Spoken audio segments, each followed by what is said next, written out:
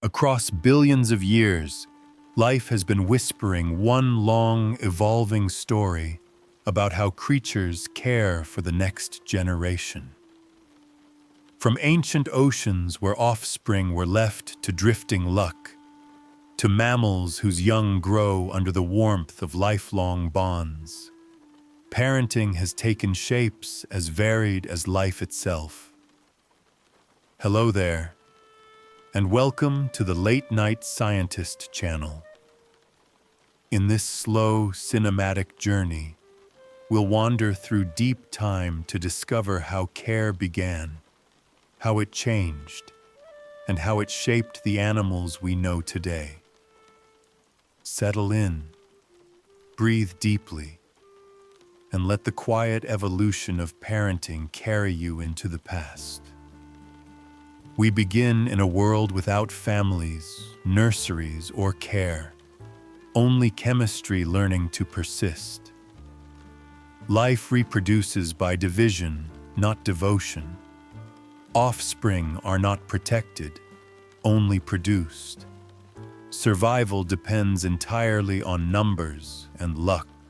Parenting at this stage is unnecessary, and evolution is perfectly comfortable with that. Gentle humor cue. Life's first strategy. Have many children, attend none of them. The early earth is quiet in a way that feels unfamiliar. There are no footsteps, no wings, no voices calling out to one another across landscapes. The planet breathes slowly. Volcanoes exhale, oceans shift. Sunlight filters through a sky still finding its balance. And within those ancient waters, life exists not as individuals with stories, but as reactions that happen to continue. The earliest living things do not know they are alive. They have no awareness of beginnings or endings, no sense of lineage. They are patterns that repeat themselves because the conditions allow it. A molecule copies itself, and then it does so again. Not because it wants to, but because nothing stops it. Reproduction here is not an event. It is a side effect. When one of these primitive life forms divides, it does not create a child so much as it becomes two versions of the same ongoing experiment. There is no separation between parent and offspring because there is no role for either. The concept of care has not yet been invented because nothing lingers long enough to need it. The environment is both generous and ruthless. Energy is abundant in strange forms. Heat from the Earth's interior, chemical gradients near hydrothermal vents, sunlight just beginning to be harvested. But danger is everywhere too. Temperature shifts, radiation, sudden changes in chemistry. Survival is not about preparation or foresight. It is about existing at the right moment, in the right place, with the right reactions already running. And so life responds in the only way it can, by making more of itself than the environment can easily erase. There is no investment in the future. There is only replication in the present.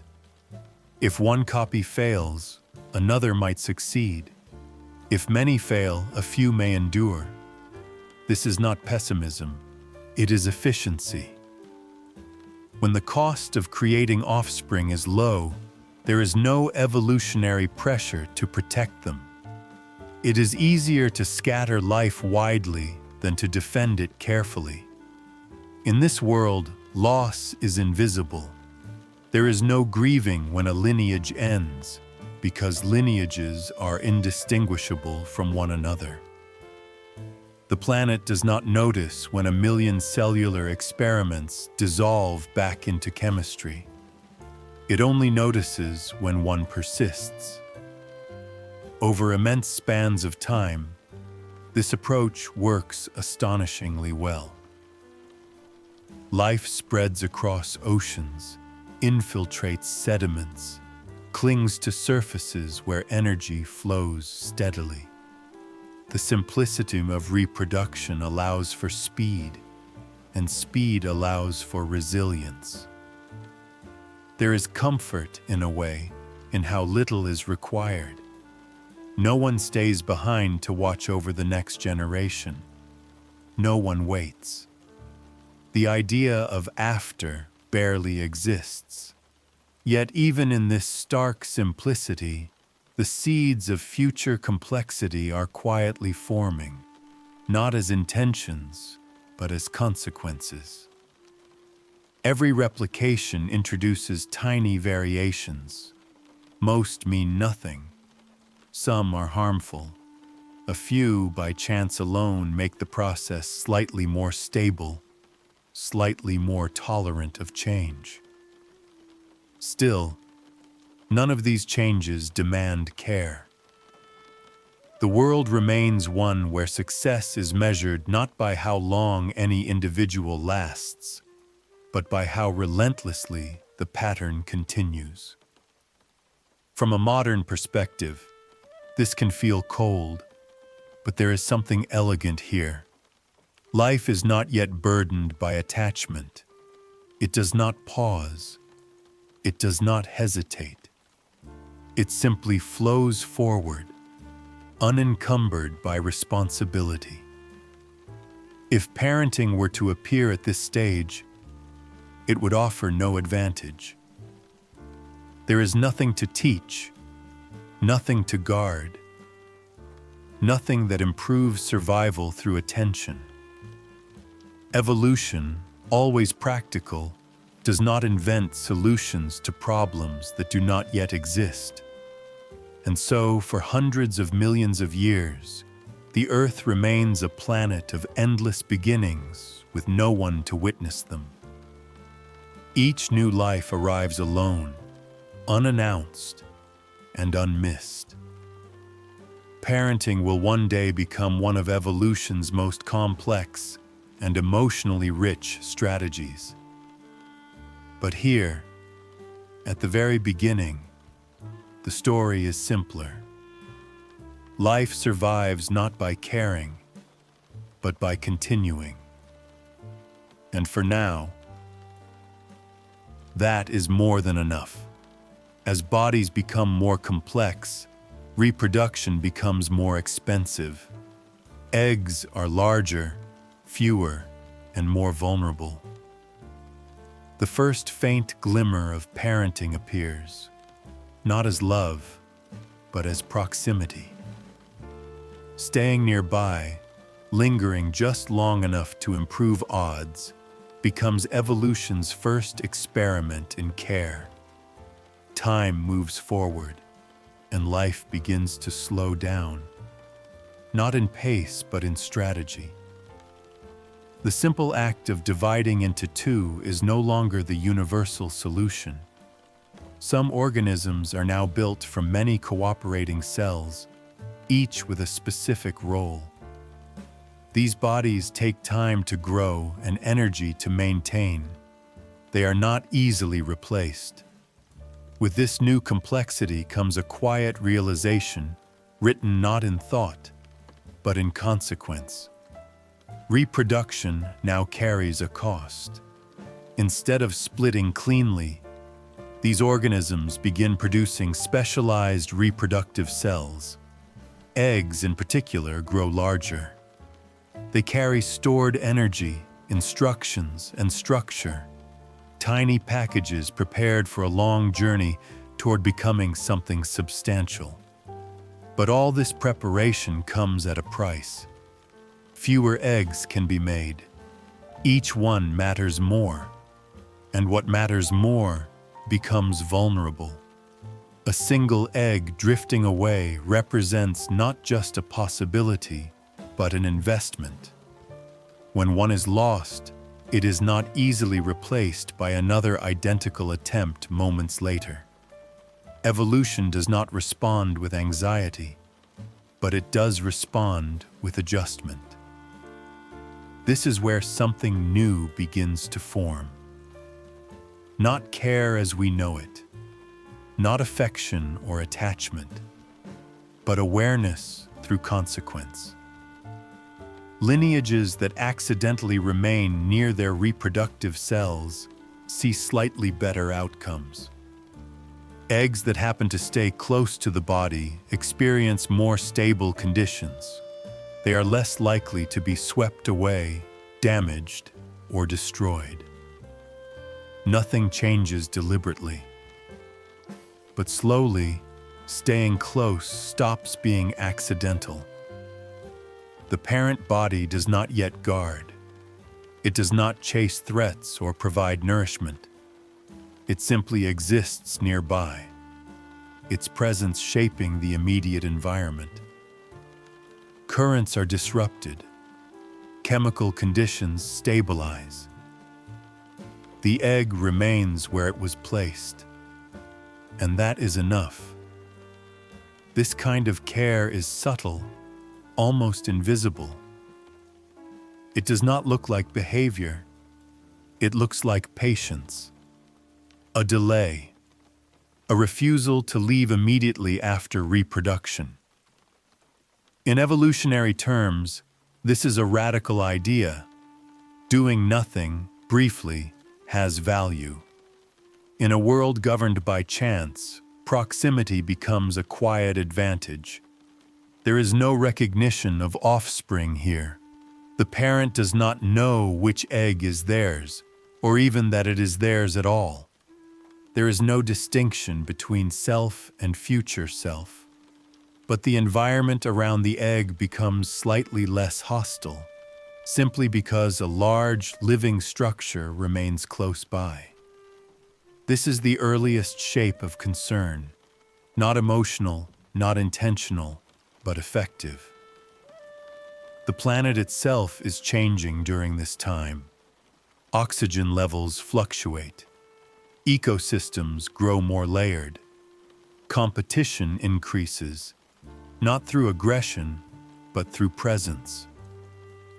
More organisms occupy the same spaces, drawing on the same resources. In crowded environments, placement matters. Eggs left completely unattended are now more likely to be disturbed, consumed, or rendered non-viable by subtle shifts in conditions. Eggs placed near a living body, especially one adapted to that environment, benefit from its stability. Evolution notices patterns, not feelings. Those lineages that linger, even briefly, continue more reliably. Over long spans of time, this lingering becomes less random. Structures that make remaining nearby easier are preserved. Bodies that can anchor themselves, settle, or maintain position gain an edge, not just for themselves, but for what comes next. Still, there is restraint. No organism is yet willing to sacrifice its own survival for its offspring. The balance is delicate. Stay too long, and risk increases. Leave too soon, and the investment may be lost. The optimal solution is temporary presence, a compromise written into behavior without ever being planned. If this were parenting advice, it would be minimal to the point of unhelpfulness. Be there, briefly. And yet, this is how care begins. The important shift here is not what parents do, but that they exist in time alongside their offspring. The future is no longer released immediately into uncertainty. It is given a moment of overlap with the present. This overlap changes everything, eventually. But for now, it remains small. A pause. A shadow cast over an egg. A presence that says nothing, promises nothing, but alters the odds just enough. Parenting has not arrived yet, not fully. But concern, in its most primitive form, has taken its first breath, and evolution, as always, waits to see what happens next. Spawning into open water works until predators improve. Some organisms begin attaching eggs to surfaces, hiding them in crevices, or guarding them briefly. Parenting here is architectural rather than emotional. Choosing where life begins becomes as important as creating it. The oceans of this era feel busy in a new way. Not loud. Sound still travels mostly through water shaped by slow currents and distant volcanic murmurs. But full. Life has multiplied, layering itself into the sea from surface to seafloor. What once drifted freely now moves through a world with consequences.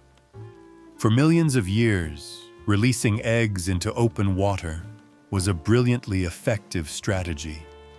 The ocean was wide, predators were few, and the chance of encountering something hungry was low. Eggs could float, settle, or disperse without interference. It was a world of generous space and minimal danger. But as ecosystems deepen, convenience ends. Predators sharpen, not teeth, not yet, but efficiency. Filter feeders become more thorough. Small hunters become more attentive. Anything drifting through the water becomes fair game. Eggs, once abundant enough to survive through sheer numbers, are suddenly noticeable. They glow softly with nutrients, a planetary buffet suspended at every depth. This is the moment where spawning into the open becomes less a celebration of abundance and more an annual donation to the food chain. Evolution, rarely sentimental, takes the hint. Organisms begin experimenting with placement, choosing not just when to release offspring, but where. The first strategies are simple, even accidental. An egg adheres to a rough surface rather than drifting away. A cluster becomes lodged in a crack in the rock. The eggs that happen to stay in sheltered places survive at slightly higher rates. Over time, such accidents stop being accidents. Bodies evolve specialized structures, small sticky patches, filaments that grab onto surfaces, secretions that harden into clusters. The ocean becomes dotted with tiny nurseries, subtle, crude, and incredibly effective. This is parenting as construction. There is no watching, no feeding, no defending with determination. But there is the deliberate placement of future life in spaces less likely to be disturbed. Sheltered ridges, shaded overhangs, the hidden undersides of stones. Each becomes a cradle improvised by evolution. And with this shift, the environment itself becomes part of the parenting strategy. Certain regions of the seafloor transform into quiet neighborhoods of developing eggs. The architects are simple creatures: worms, early arthropods, stationary filter feeders, but their decisions ripple outward. Predators must now search more carefully. Scavengers encounter fewer scattered meals. The ocean becomes spatially organized in a new way. Terms like safe and unsafe gain meaning, even if no creature consciously understands them. It is here that parenting begins to expand beyond stay near into choose wisely. The decision of where to place eggs grows more complex as the challenges multiply. Some organisms prefer the shelter of dense algae forests, where eggs can hide among fronds. Others favor the interiors of sponge-like colonies, slipping them into porous walls where few predators can reach. A few carve tiny burrows, smoothing out soft sediment into pockets, just stable enough to cradle a developing embryo. This level of selectivity appears subtle from the outside, but in evolutionary time, it is revolutionary. For the first time, offspring survival depends not just on the parent's body, but on its judgment, instinctive, inherited, unthinking, but judgment all the same. These early architects are not protective in the emotional sense. Once the eggs are placed, the parent may leave without a backward glance. But the environment they choose becomes a quiet guardian, providing stability, shade, and concealment. Architectural parenting evolves further as pressures increase. Some species bind eggs together into clusters, allowing them to resist currents. Others create gelatinous coatings that harden into protective barriers. These coverings deter small predators, slow bacterial intrusion, and keep moisture levels stable, an important detail in tidal zones where water movement becomes unpredictable. A few organisms develop more intricate structures, soft nests sculpted from sand grains, mucus-coated shelters anchored to coral, or spherical cases shaped with surprising precision. The ocean becomes dotted with these tiny works of instinctive craft. Choosing where life begins has become a strategy with deep consequences. Offspring in poorly chosen locations vanish quickly. Offspring in thoughtful locations persist. The lineages that survive are those that construct, not emotionally, not consciously, but effectively. Yet even at this stage, care remains a fleeting gesture. Parental presence is brief. Once the eggs are laid, the parent returns to its own life, unaware of the gradual revolution it just performed. But evolution is patient. Small steps accumulate, and the step from scattering eggs to placing them deliberately is monumental. In this chapter of life's story, parenting resembles architecture, not because parents design, but because they shape the environment where the next generation begins. They turn the ocean's features into tools. They use stones as shields, algae as camouflage, sediment as insulation. The vast ocean becomes a nursery designed in fragments, each construction a whispered improvement on the last. Parenting has not yet developed emotion or endurance, but it has learned location, shelter, and intention written into instinct. And as the seas grow livelier and more unpredictable, these choices will become the foundation on which all future forms of caregiving, no matter how elaborate, are built. The first shelters have been made. The first safe places have been chosen. The next chapter will bring even more daring innovations.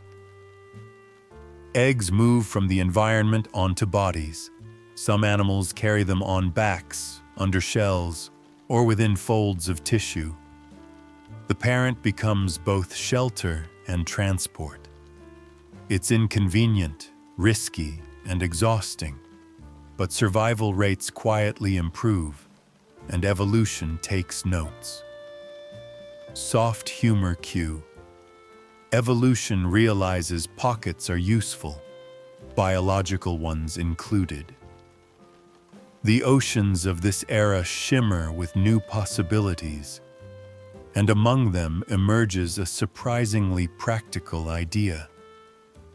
Instead of leaving eggs behind in the landscape, Why not take the landscape with you? It begins subtly. An accidental adhesion here, a sticky secretion there.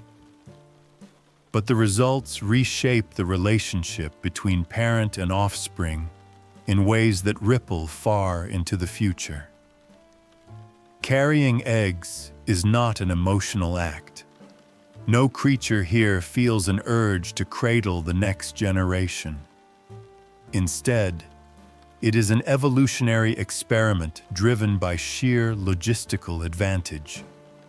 Predators are sharper now, environments more crowded, and competition for safe surfaces has intensified. Those carefully chosen crevices and sheltered ridges are becoming increasingly contested real estate. So some organisms decide, through a long chain of accidents, that the safest place for their eggs might be the one place they already defend: their own bodies. The earliest brooders start with something simple. Perhaps the eggs happen to stick to the parent's shell or soft exterior, held in place by secretions originally meant for something entirely different. Currents fail to dislodge them. Predators overlook them. And when the offspring hatch, they are still close to the adult's influence, shielded by the same resistance and resilience that protected the parent. Over countless generations, that accidentally useful strategy becomes refined. Eggs are no longer left to chance adhesion. They are intentionally pressed into grooves, tucked beneath hardened plates, or nestled into folds of tissue that act as makeshift pockets. The parent becomes a mobile nursery. This shift fundamentally changes how offspring encounter the world. A still egg glued to a rock experiences whatever the environment throws at it.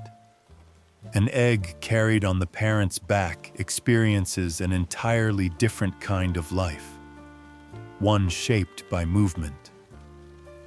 The parent's habits determine temperature, current exposure, and proximity to danger. A slow crawl into a sheltered region becomes a commute to safety. A defensive posture becomes a protective shield. It is parenting by virtue of being hard to shake off. Of course, inconvenience for the parent grows in proportion. Carrying future generations is not an elegant task. The weight shifts their balance, their movements slow. Even the simplest tasks, burrowing, feeding, escaping, acquire an extra layer of awkwardness. Yet despite the difficulty, the strategy persists, for life cares only about what works, not what feels graceful. Some species develop more elaborate brooding structures. Early arthropods, with their hard exoskeletons, sculpt shallow bowls or depressions on their backs, where eggs can rest safely. As they walk, their armored plates absorb impacts, shielding the fragile new lives riding along. It is the first biological example of a roof, though its builders would never know it. Other creatures invent soft-sided pockets, folds of skin or membrane that hold eggs snugly against the parent's body. These pockets keep eggs moist, shield them from grazers, and create microenvironments with slightly more predictable conditions than the chaotic open water. Though primitive, these structures foreshadow future inventions by distant descendants. Pouches, sacs, and specialized chambers designed not for comfort, but for survival. The ocean becomes dotted with wandering brooders, tiny travelers carrying clutches of eggs across the sea floor like lanterns of possibility. These parents do not guard their cargo with intention. but simply by going about their daily lives. They offer more protection than any rock or algae tuft could provide. Some lineages push the idea further. Instead of merely attaching eggs to the outside, they store them inside cavities where water flows gently. This internal brooding shields eggs from nearly all predators and keeps chemical conditions remarkably stable. It is a trust exercise that no one chose, but evolution rewards nonetheless. Carrying eggs introduces a new dynamic into survival calculations. The parent must now balance its own needs against the fragile cargo it bears. A reckless dash becomes too dangerous. A risky feeding attempt becomes less appealing. Brooders adapt by becoming more deliberate, moving with a caution that, unintentionally, further benefits their offspring. In some species, carrying eggs even begins altering body shape. Plates widen, folds deepen, secretions change consistency. The parent's morphology bends gradually toward accommodation. Evolution is sculpting not just behavior, but anatomy around the requirements of the next generation. From the outside, these adults seem burdened, perhaps even comically so. Small creatures with oversized clutches clinging to their backs like insistently attached luggage. But biology rarely concerns itself with elegance. Success is measured only in persistence. The advantages of brooding are subtle but powerful. Eggs are less likely to be eaten. They experience more stable temperatures. They are exposed to new habitats through the parent's movement, potentially settling in better conditions when they finally hatch.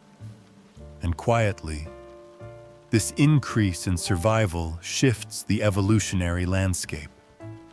When fewer offspring die, the value of each one begins to rise. Every egg carried is an investment with a higher chance of paying dividends. This changes the story of life once again. What began as simple placement in the previous part now becomes transport.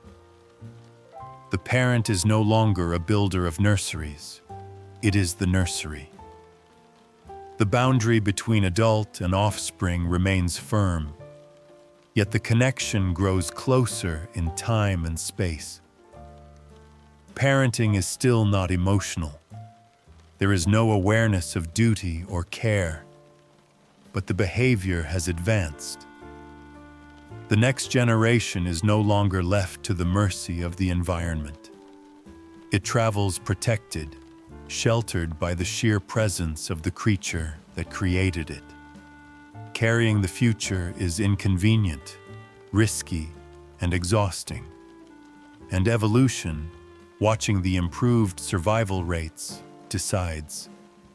This inconvenience is worth keeping.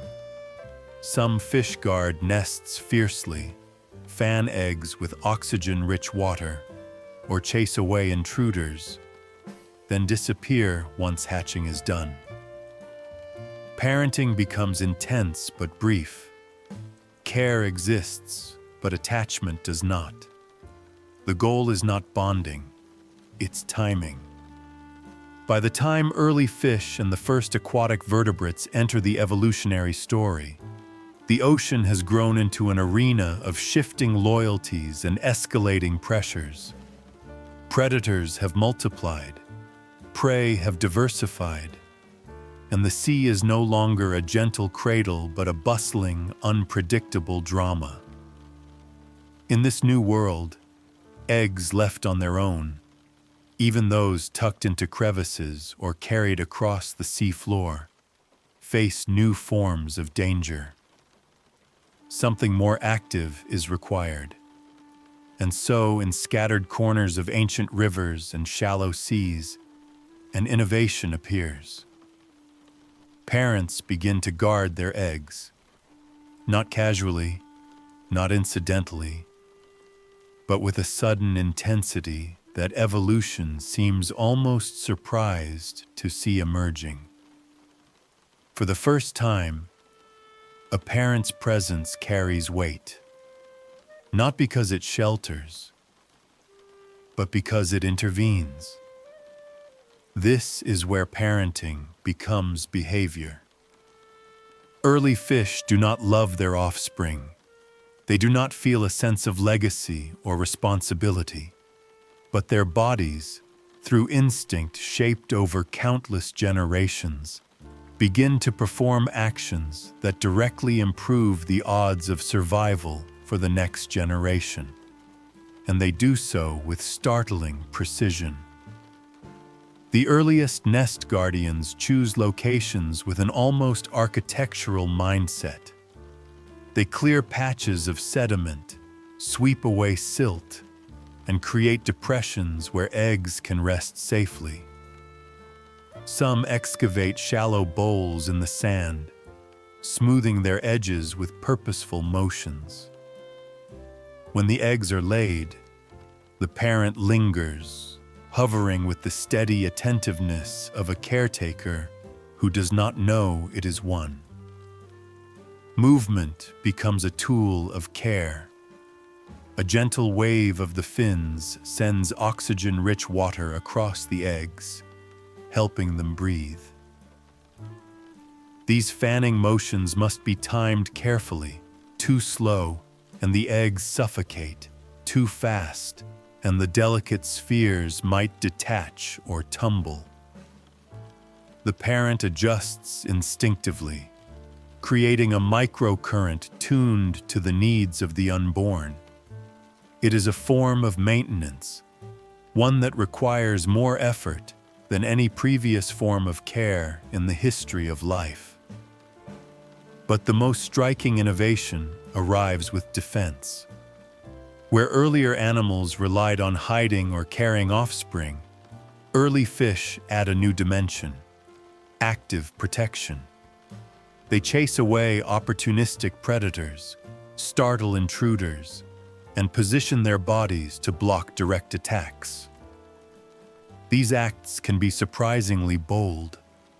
A parent guarding a nest may confront animals far larger than itself, lunging with swift, determined motions. This bravery is not emotional, it is mathematical.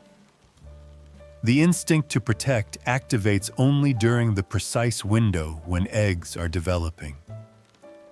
The moment the offspring hatch, something remarkable happens. The parent's behavior shifts almost instantly, as if a switch has been flipped. Guarding stops. Fanning stops. The nest, so carefully maintained, becomes just another patch of ocean floor. There is no lingering sentiment, no period of adjustment. The parent simply resumes its own life, leaving the newly hatched young to fend for themselves. The entire investment of time and energy was calibrated to a single phase: the vulnerable stillness of the eggs. Attachment does not exist here, but commitment, short, sharp, and vital, absolutely does. This brevity is not a flaw, it is the strategy.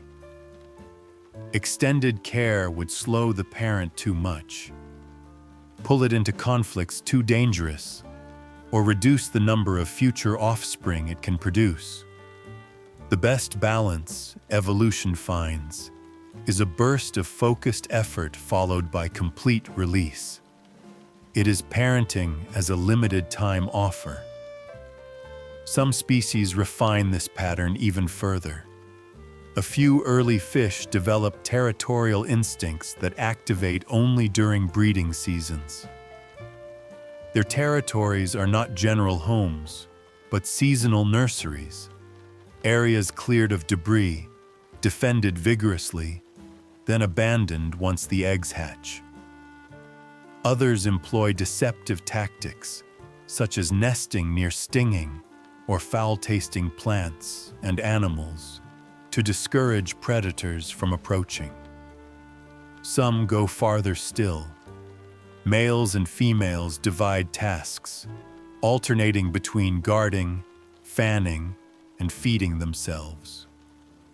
Though the partnership is temporary, it is an early hint that cooperation can amplify survival, so long as neither parent becomes too invested for too long.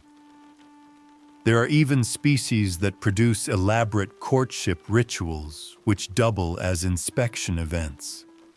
A male will display potential nest sites to a female, who evaluates them with remarkable discernment. Only after approving the location does she lay eggs. Her choice is not romantic, it is practical. A poorly chosen nest means wasted effort for both of them. In these early fish, timing rules everything. Parents know, not through thought, but through rhythm, when to guard fiercely and when to leave without hesitation. Every motion is tuned to the developmental clock of the eggs. For modern listeners, it may feel strange to call this parenting. The devotion is so brief, the departure so abrupt. But within the flow of deep time, this is profound progress. For the first time, survival depends on a window of active care, one that requires presence, decision-making, and risk-taking. Here, life is still far from emotional bonds, but it has learned intensity. It has learned timing. It has learned that the moments before birth shape the moments after it. And soon, evolution will take these instincts and stretch them further, onto land, into new forms of devotion, and eventually into caregiving behaviors that seem almost tender. But that comes later. For now, parenting is a quick flare of effort, bright, precise, and gone the moment it is no longer needed. Life inches onto land where eggs dry out and danger multiplies. Parents begin returning repeatedly, moistening eggs, transporting tadpoles, or standing guard for longer periods. The environment is harsher, and evolution responds with persistence. To step onto land is to step into a world that refuses to babysit. The ancient shorelines of this era shimmer not with welcome, but with conditions so unforgiving they feel almost hostile. Water, the gentle medium that once supported nearly every stage of early development, now clings only to low pools and shaded mud. Heat rises sharply across open ground. Air steals moisture with astonishing speed. The land is not yet a place of forests and singing insects. It is a rough-skinned frontier, dotted with hardy plants and layered with hazards invisible to any creature too small or soft. And yet, life presses forward. Early amphibians and their transitional cousins begin exploring this new terrain, not because it is comfortable, but because it offers opportunities, fresh insect prey, refuge from aquatic predators, untouched spaces. They return to the water often, their bodies still dependent on its support. But slowly, over millions of years, their limbs strengthen, their lungs refine, and their daily routines stretch farther inland. But eggs do not share this enthusiasm. Unlike their parents, eggs cannot crawl, hide, or retreat to safety. They are soft, permeable spheres that thrive only in moist, oxygen-rich environments. On land, they dry, wrinkle, and perish within hours. This tension between adventurous adults and fragile offspring marks a pivotal turning point in the evolution of parenting. To survive here, life must learn persistence. Early amphibians begin making choices that reveal a new pattern of behavior, not one moment of effort, nor a single act of protection, but repeated returns. Parents do not stay by their eggs continuously. The land is too demanding for that. But they come back again and again, driven by instincts shaped by prior generations' small successes. One of the first such behaviors is hydration. An adult amphibian, belly damp with water from a nearby pool, presses against its eggs to keep them moist.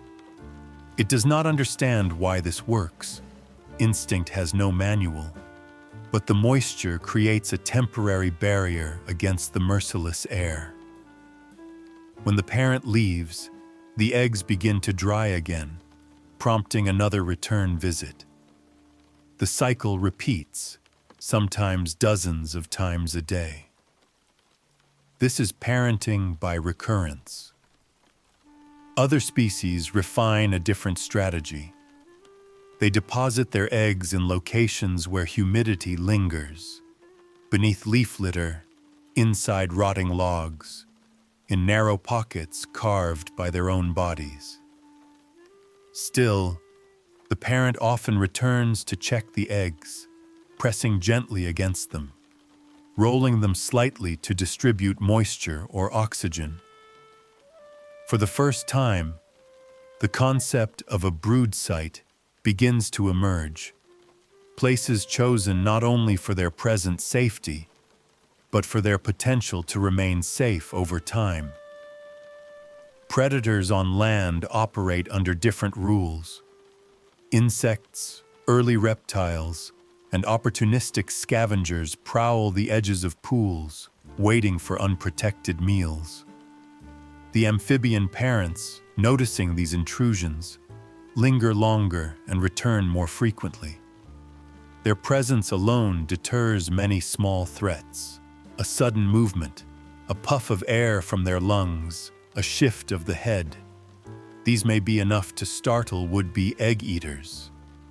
This is not the fierce guarding seen in some ancestral fish. It is quieter, more patient. Land predators are unpredictable, and amphibians must balance vigilance with the need to forage, hydrate, and avoid becoming meals themselves. So they adopt a strategy of endurance, repeated visits rather than continuous defense. Some species evolve an even more remarkable behavior: transportation. When eggs hatch into tadpoles, their aquatic needs become urgent. A puddle can evaporate within a day. A shallow pool can become a trap. Some parents scoop their wriggling young into their mouths, not to eat them, but to move them. They deliver their offspring to deeper water, sometimes making several trips. Others carry tadpoles adhered to their backs, each journey a tiny migration toward a safer habitat. This is parenting stretched across terrain. The bodies of these early tetrapods begin to reflect their new role. Skin thickens in some lineages, allowing them to retain moisture for longer periods when carrying eggs or young across dry surfaces. Limbs strengthen, helping them navigate uneven ground while burdened by fragile passengers. Behavior, anatomy, and habitat begin weaving together in an intricate dance. Still, there is no sentiment, no recognition of individuals. The parent does not know its offspring by sight or sound, but it knows the location of the eggs. It knows the moisture they need. It knows with deep instinct that returning is necessary. The land, for its part, remains indifferent. A dry wind sweeps across the nesting sites, stripping moisture ruthlessly. Rain arrives only in unpredictable bursts. Shadows shift as the sun arcs across the sky, turning safe spots into dangerous ones within hours. Every environmental change demands new adjustments from parents who must now act repeatedly rather than once. Persistence becomes an evolutionary virtue. In time, these early behaviors will pave the way for even more daring solutions. Hard-shelled eggs, complex parental guarding, and eventually internal development. But for this moment in history, amphibians and their relatives establish a new truth. Caring once is not enough. On land, survival requires returning over and over again. Here begins the long commitment, not continuous, not emotional, but sustained. A rhythm of attention that transforms parenting from a moment into a sequence. The shoreline has changed the rules, and evolution responds not with force, but with endurance. Reptiles refine the shelled egg, portable, protective, and independent. Parenting pulls back again. Many reptiles invest heavily up front, then vanish. It's a strategic withdrawal, not neglect. Evolution experiments with efficiency, fewer visits, stronger packaging. Gentle humor cue, a parenting style best described as prepared, then emotionally unavailable.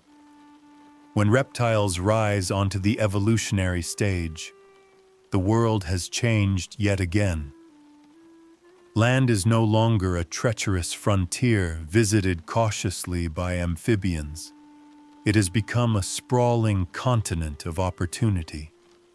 Forests thicken, insects flourish, and dry environments stretch across vast distances. But water, the cradle of early life, is no longer an ideal nursery. For amphibians, eggs still depend on moisture and proximity. For reptiles, that limitation becomes a challenge worth overcoming. And evolution, always receptive to a challenge, unveils a transformative solution: the shelled egg. These eggs are small fortresses, encased in protective shells that slow water loss, guard against microbial invasion, and create a stable internal environment. Within each shell is a tiny world of membranes and nutrient stores, a self-contained habitat that allows development to proceed without constant parental maintenance. For the first time in Earth's history, an egg can travel far beyond the reach of water. This innovation is not just biological, it is strategic. With a hardy shell, reptiles gain access to landscapes previously off-limits for reproduction. Sandy dunes, forest floors, rocky plateaus, all become viable places to begin the next generation. The egg no longer needs a parent to revisit it constantly, or to ferry it around seeking safe pools. It is both nursery and shield. Because the shell does so much work, parents can do far less. Reptilian parenting shifts toward a one-time investment model.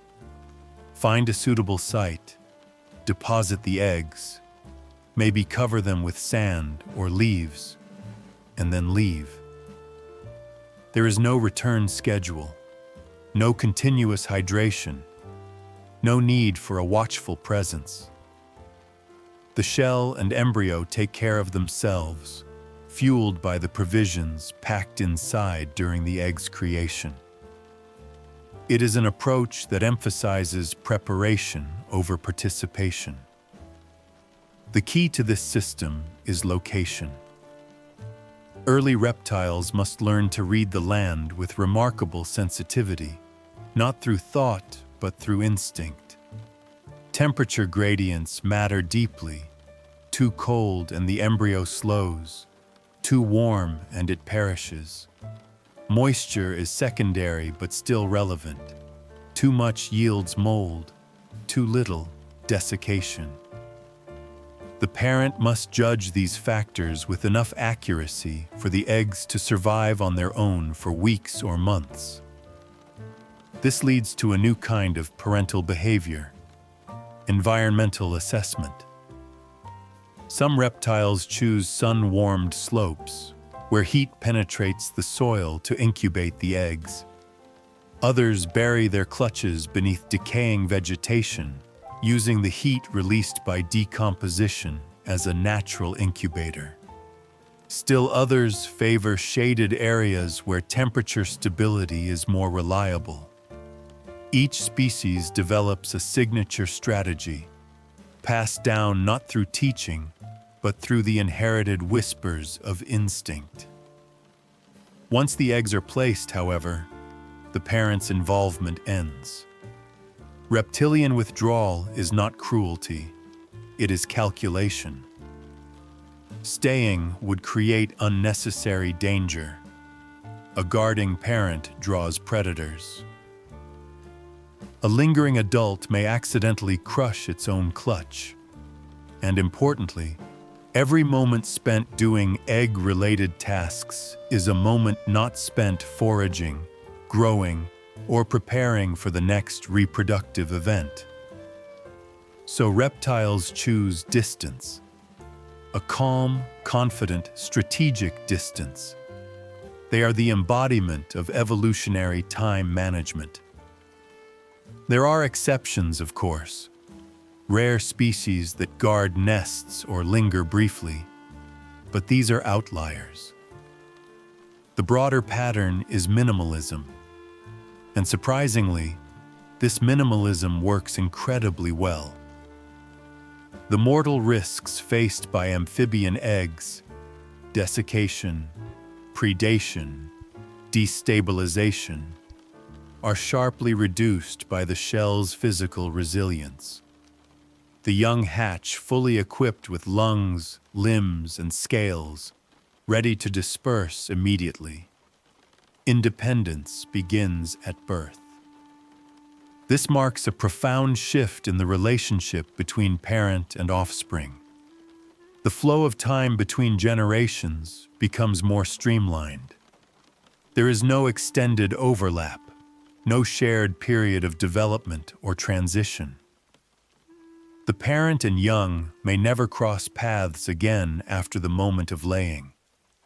This lack of interaction accelerates reproductive cycles, allowing reptiles to distribute offspring widely across the landscape.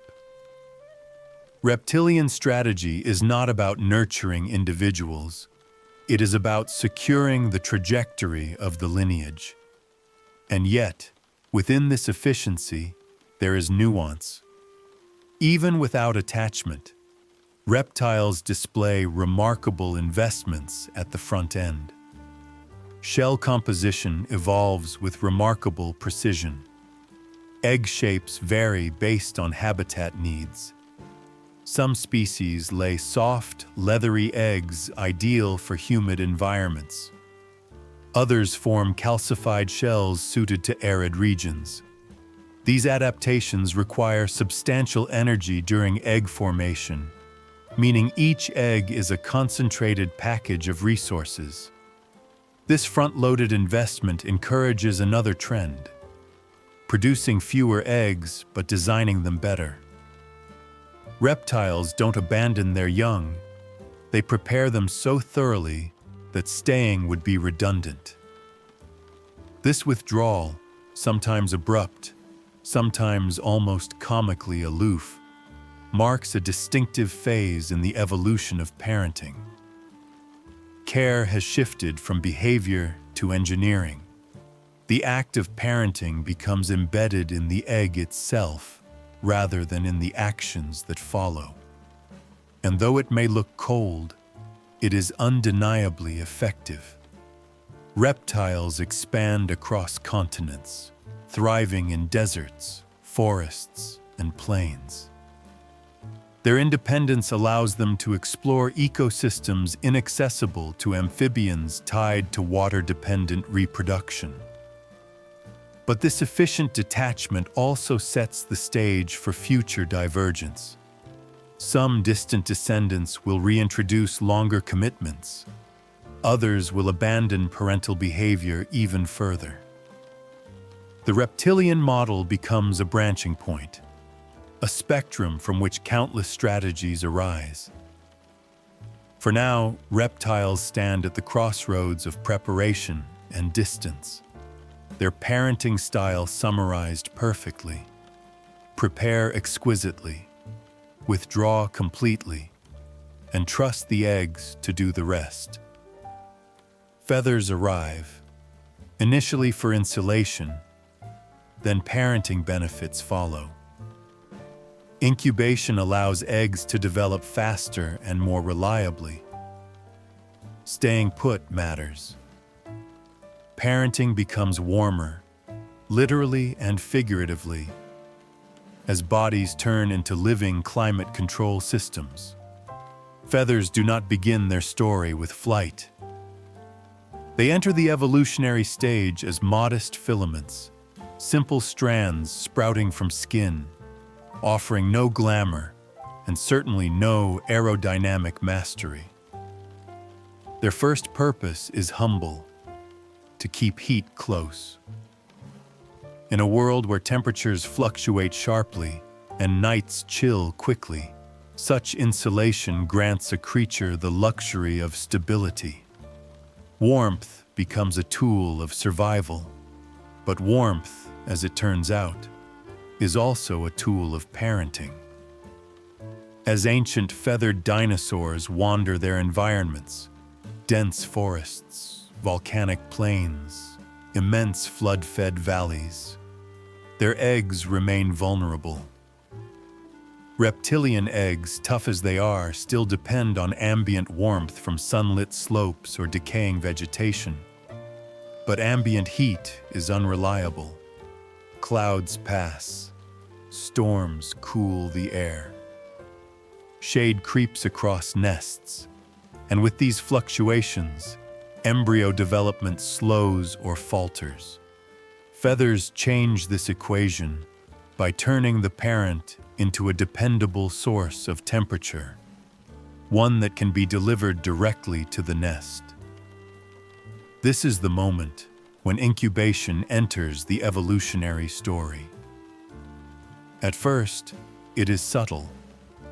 A feathered dinosaur settles over its eggs, not intentionally warming them, but simply resting in a position that preserves her own heat. The eggs beneath her absorb the warmth incidentally, gaining a consistent temperature that the environment cannot replicate. Embryos grow more evenly, hatching more predictably. Those slight increases in reliability are enough for evolution to notice. Soon, natural selection begins remodeling body and behavior alike. Brooding becomes instinctual rather than incidental. Parents lower their bodies deliberately, adjusting posture until eggs sit beneath the warmest regions of the torso. Feathers fluff outward, creating pockets of warm air. Limbs form natural barriers against wind and predators. The simple act of sitting transforms into a climate control strategy far more effective than any sun-warmed rock or composting mound. The nest, a place once defined primarily by location, now becomes a place shaped by presence. Some species begin lining their nests with feathers shed from their own bodies. These early down-lined cradles trap warmth and cushion the eggs, stabilizing conditions even when the parent shifts or stands. The nest becomes not only a container, but an extension of the brooder's touch. With incubation comes a new challenge: staying still for long periods. Early reptiles could lay and leave. Early amphibians could return intermittently. But early birds and feathered dinosaurs must remain for days or weeks.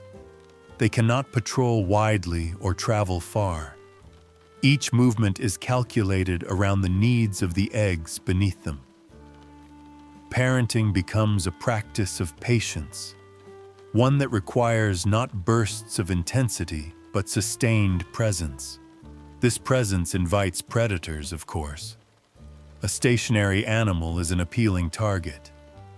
But feathers, already gifted with insulating properties, develop patterns that aid in camouflage. Brooding adults become modeled to match their environments. Some species choose nesting sites that conceal them from sightlines: hollow depressions, shaded thickets, ridges protected by tall ferns. Here, warmth and concealment evolve hand in hand. Incubation also begins shaping social behaviors. While a brooding parent sits, another may linger nearby, not out of affection, but because two adults increase the odds of survival. In some lineages, this becomes a shared pattern. One parent incubates while the other watches for danger. In others, incubation becomes a solo act, refined with extraordinary discipline.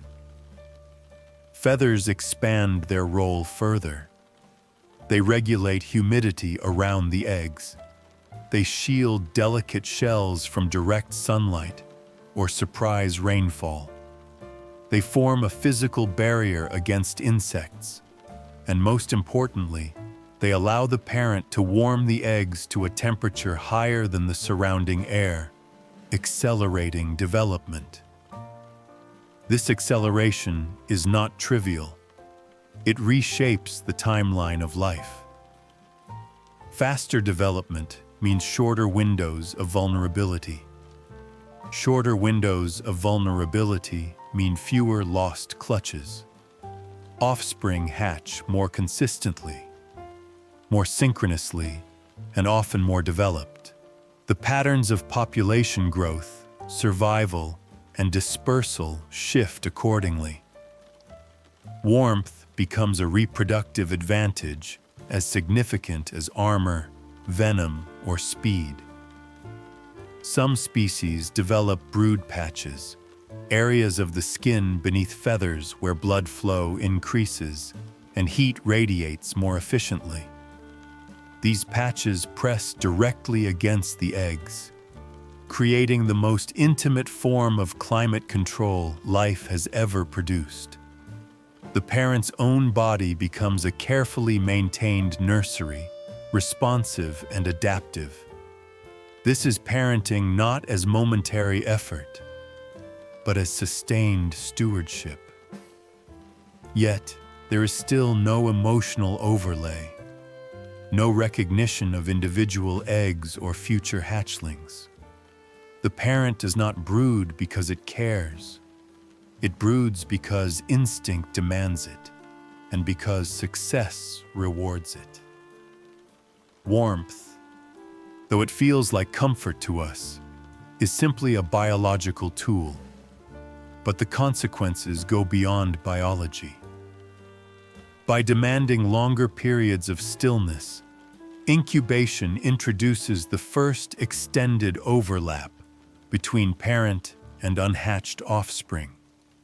This proximity creates opportunities for new senses, touch, temperature, position, to become part of the parenting script. The parent does not yet know the young, but the young develop in the presence of the parent's shape, temperature, and rhythms.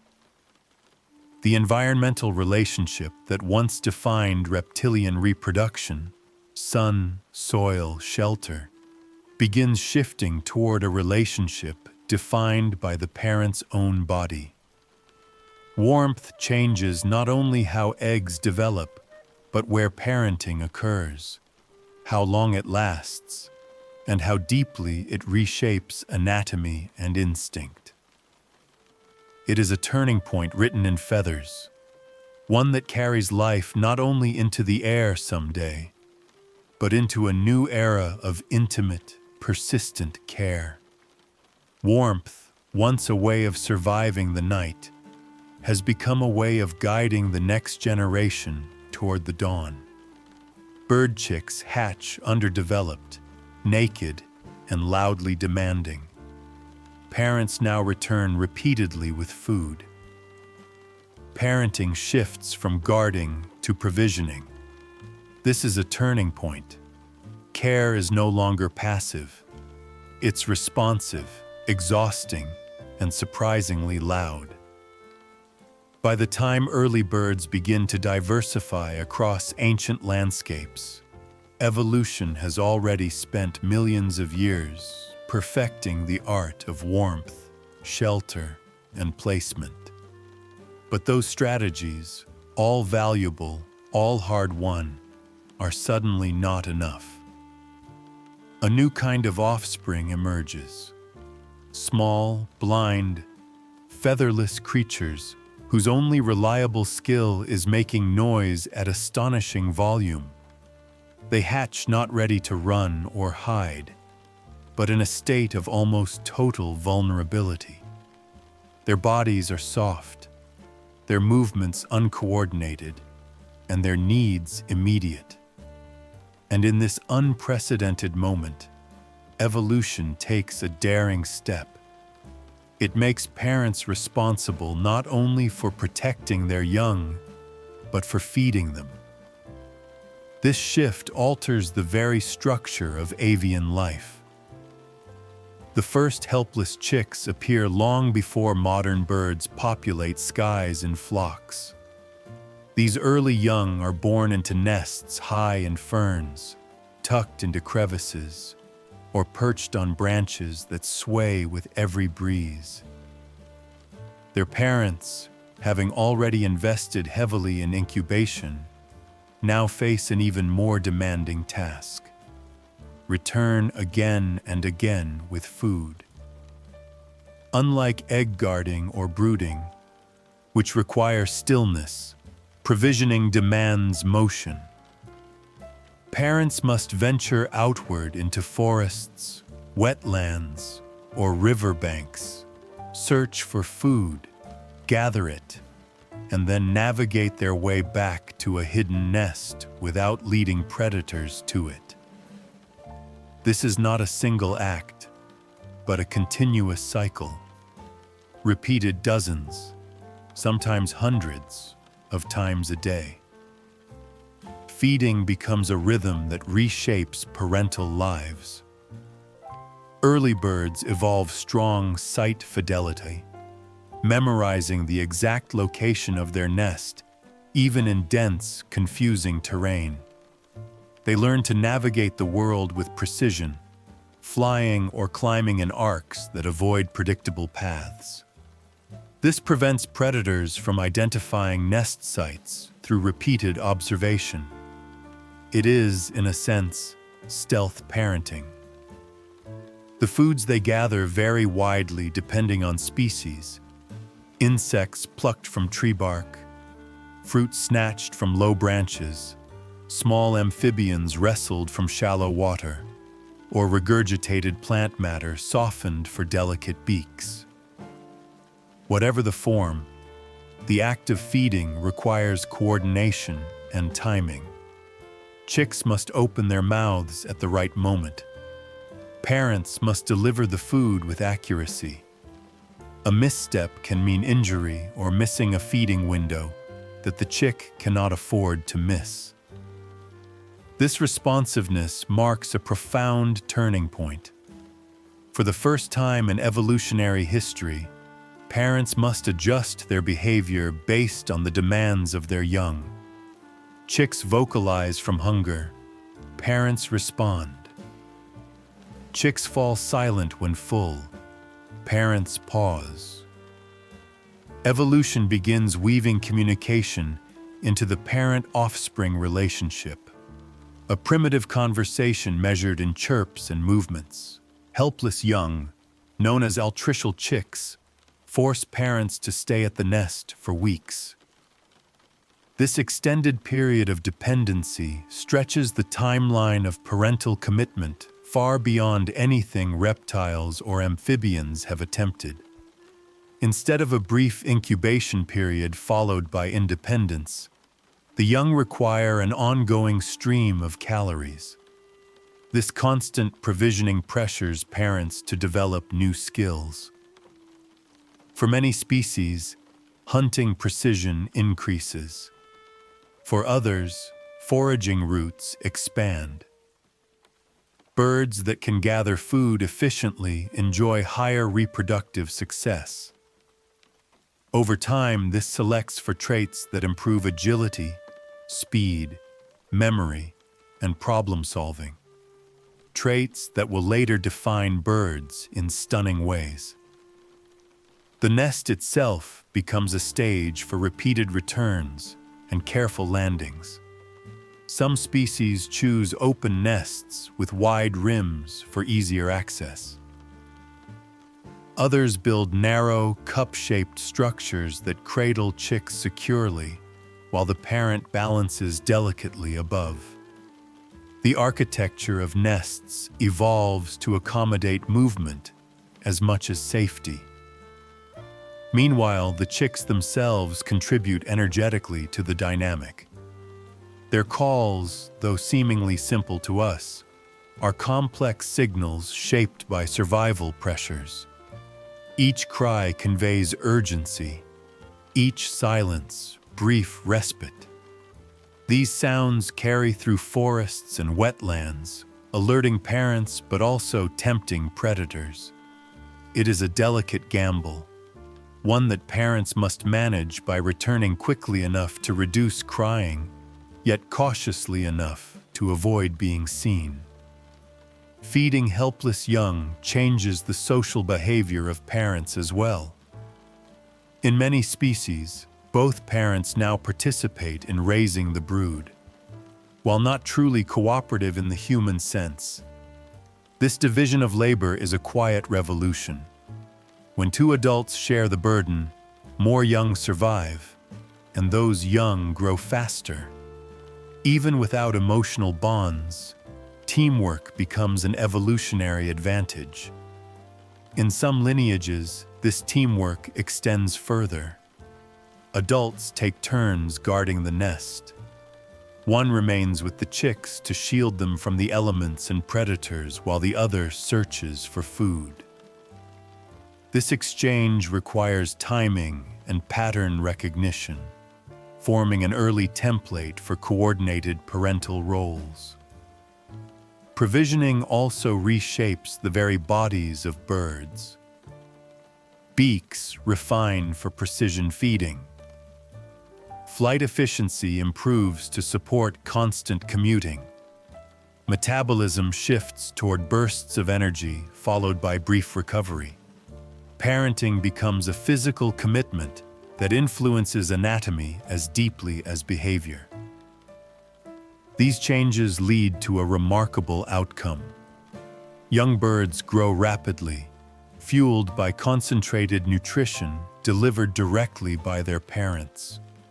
Their bodies develop complex feathers, strong muscles, and finely tuned senses within weeks. The speed of development becomes an evolutionary race against predation and environmental unpredictability. All of this, every repeated trip, every lungful of air taken after a demanding hunt, every micro-adjustment in nest posture, forms a new kind of caregiving. One that is not simply protective or structural, but sustains life through nourishment. For the first time, parenting becomes an ongoing dialogue of need and response. It becomes active, adaptive, and often exhausting. And in the chaos of feeding, an unexpected soundtrack emerges, the ceaseless, high-pitched chorus of hungry chicks, announcing to the ancient world that the era of quiet parenting is officially over. Care has become a conversation, one so loud and constant that even evolution seems unable to ignore it. Milk changes the rules. Young no longer need to forage immediately. Nourishment comes directly from the parent. Parenting moves inside the body, then outside it.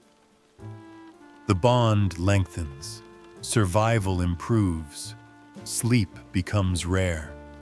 By the time early mammals slip quietly into the shadows of the Mesozoic world, the Earth is already teeming with giants. Dinosaurs thunder across open plains. Feathered hunters prowl the forests. Reptiles bask beneath the sun, their shelled eggs incubating in carefully chosen niches. Birds flit overhead, their chicks crying from hidden nests. But down in the underbrush, beneath roots and leaf litter, a new kind of creature is crafting a revolutionary approach to parenting. They are small, almost ridiculously so. Some could fit in the palm of a future human's hand, if humans existed yet. They move with cautious precision, glancing constantly toward the sky as if aware that danger comes from above. Their senses sharpened by necessity, their bodies warm against the nighttime chill. They carry a secret weapon tucked within their biology: milk. This liquid, rich, nourishing, meticulously engineered by evolution, is more than food. It is a parenting shortcut so effective that it reshapes the entire family dynamic, transforms anatomy, and redefines childhood itself. Unlike reptiles or birds, whose offspring must either hatch ready for independence or rely on parents to deliver food from the outside world, early mammals solve the problem internally. The care starts long before birth. Embryos develop inside the parent's body, protected from environmental swings, predators, and the precariousness of exposure. This internal development marks the first phase of a commitment that will soon extend far beyond birth. When the young finally emerge, they do so not as self-sufficient runners or featherless beggars, but as tiny, fragile creatures whose bodies depend on the parent's warmth and nourishment. They are underdeveloped in some ways, but perfectly adapted for one thing: feeding directly from their parent. Milk begins as a simple secretion, likely evolving from skin glands that kept eggs moist in long-forgotten ancestors. But over time, it becomes a biochemical masterpiece.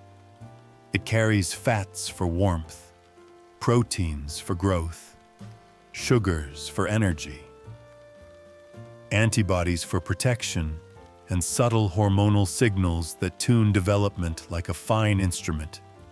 For the first time, food production becomes personalized. The parent is no longer a hunter returning with prey or a bird delivering worms. The parent has become the pantry itself. Nourishment is internal, immediate, and endlessly adjustable. If temperatures drop, milk composition shifts. If the young face stress, the parent's chemistry responds. This responsiveness meets the needs of each infant moment by moment, creating a relationship built not on recognition, but on biological dialogue. And that dialogue demands closeness. The young remain pressed against the parent for warmth, aligning their tiny bodies with the steady rhythm of a heartbeat. In this closeness lies an extraordinary consequence. The parent learns to stay. Not out of sentiment, not yet, but because leaving would mean starvation for the young. Returning regularly is no longer optional. It is impossible. Care has become continuous. Continuous care introduces a new challenge: time. Reptiles can lay eggs and move on. Early birds can feed in intervals.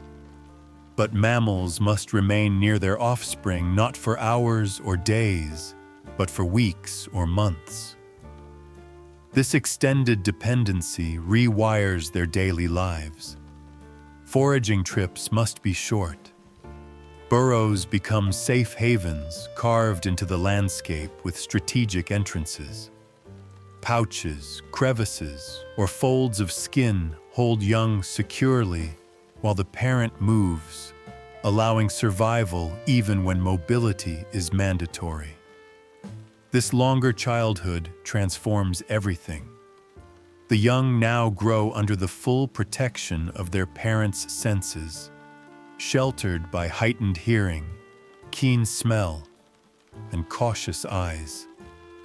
They learn the world slowly, shielded from its immediate dangers. Survival is no longer a lottery, but a guided process. The parent becomes both provider and protector. It also becomes, unfortunately, sleep-deprived. Early mammalian parents must feed their offspring frequently. Their nights are short, interrupted by tiny mouths and soft, insistent demands.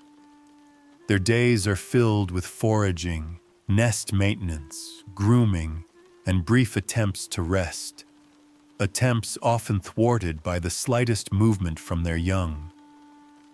This is parenting that leaves no room for hours of uninterrupted stillness. A new kind of exhaustion enters the evolutionary record, the exhaustion of caring deeply, repeatedly, and continuously. Milk also opens the door to an entirely new developmental strategy: flexibility. Mammalian young can afford to be born earlier in their growth cycle because they do not need to search for food or rely on environmental resources. Instead, they rely on the parent's body to fill in the missing pieces. This means they can continue developing outside the womb while still receiving precise nourishment. This early birth is not a weakness, it is an opportunity.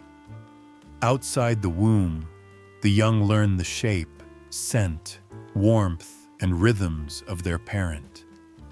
Their developing senses tune themselves to patterns of protection.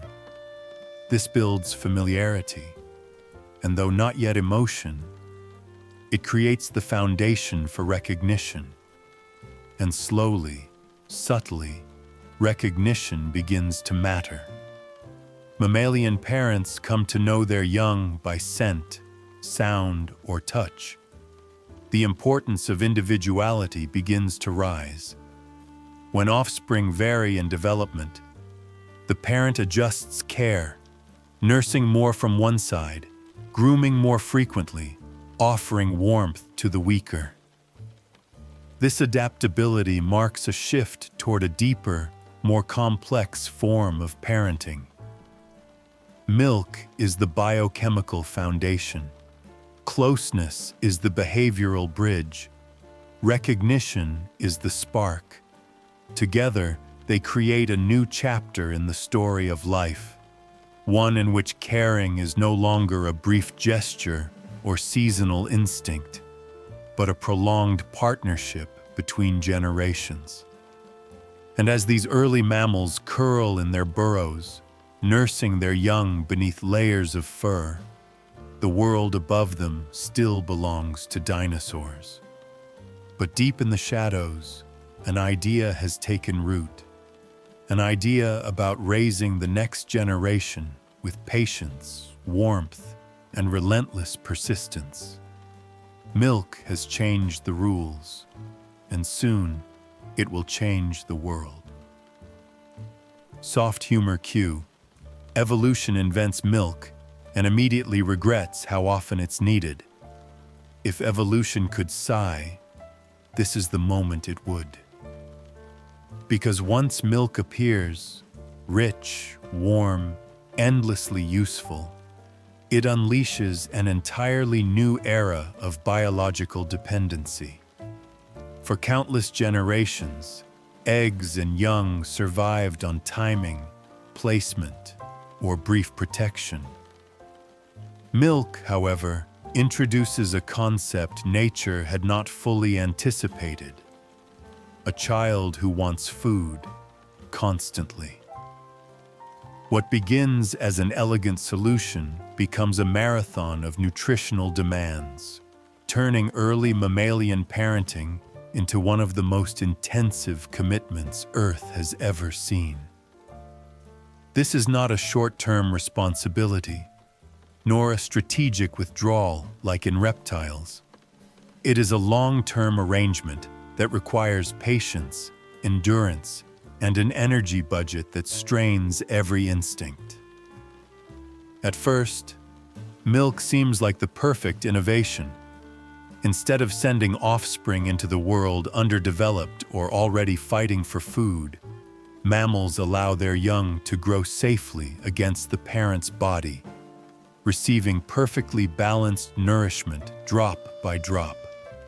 No foraging, no wandering, no desperate attempts to swallow something that might be more stone than food. But the moment those first infants latch onto their parent, evolution discovers the cost. These tiny mouths rarely stop asking. Early mammalian young nurse around the clock, driven by rapid growth demands and still forming digestive systems. Parents must respond whether the sun is rising, setting, or lingering behind clouded skies. The act of nursing becomes not an event, but a cycle, a rhythm that shapes every waking moment and erases long stretches of rest. Sleep becomes a polite suggestion rather than a biological guarantee. Young mammals quickly learn a universal truth. If they call, they will be fed. And so they call. Not with the dramatic squawks of early birds, but with subtle vibrations, soft chirps, and insistent nudges that their parents cannot ignore. These signals, however mild, activate an instinctive response, one that binds parent and child more tightly than any earlier style of caregiving. The parent, in turn, develops remarkable endurance. Muscles adapt for extended periods of stillness. Metabolism shifts to support both self and offspring. Internal chemistry coordinates the timing of milk production with the baby's feeding schedule.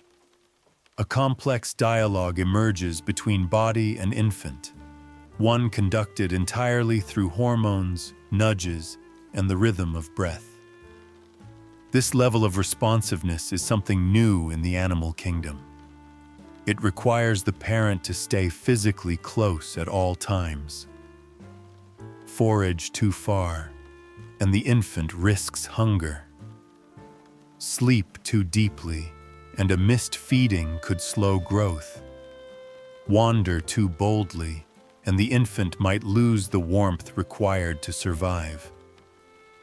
Closeness becomes not just beneficial, it becomes mandatory. With such extended proximity, early mammals find themselves in a uniquely intimate relationship with their offspring.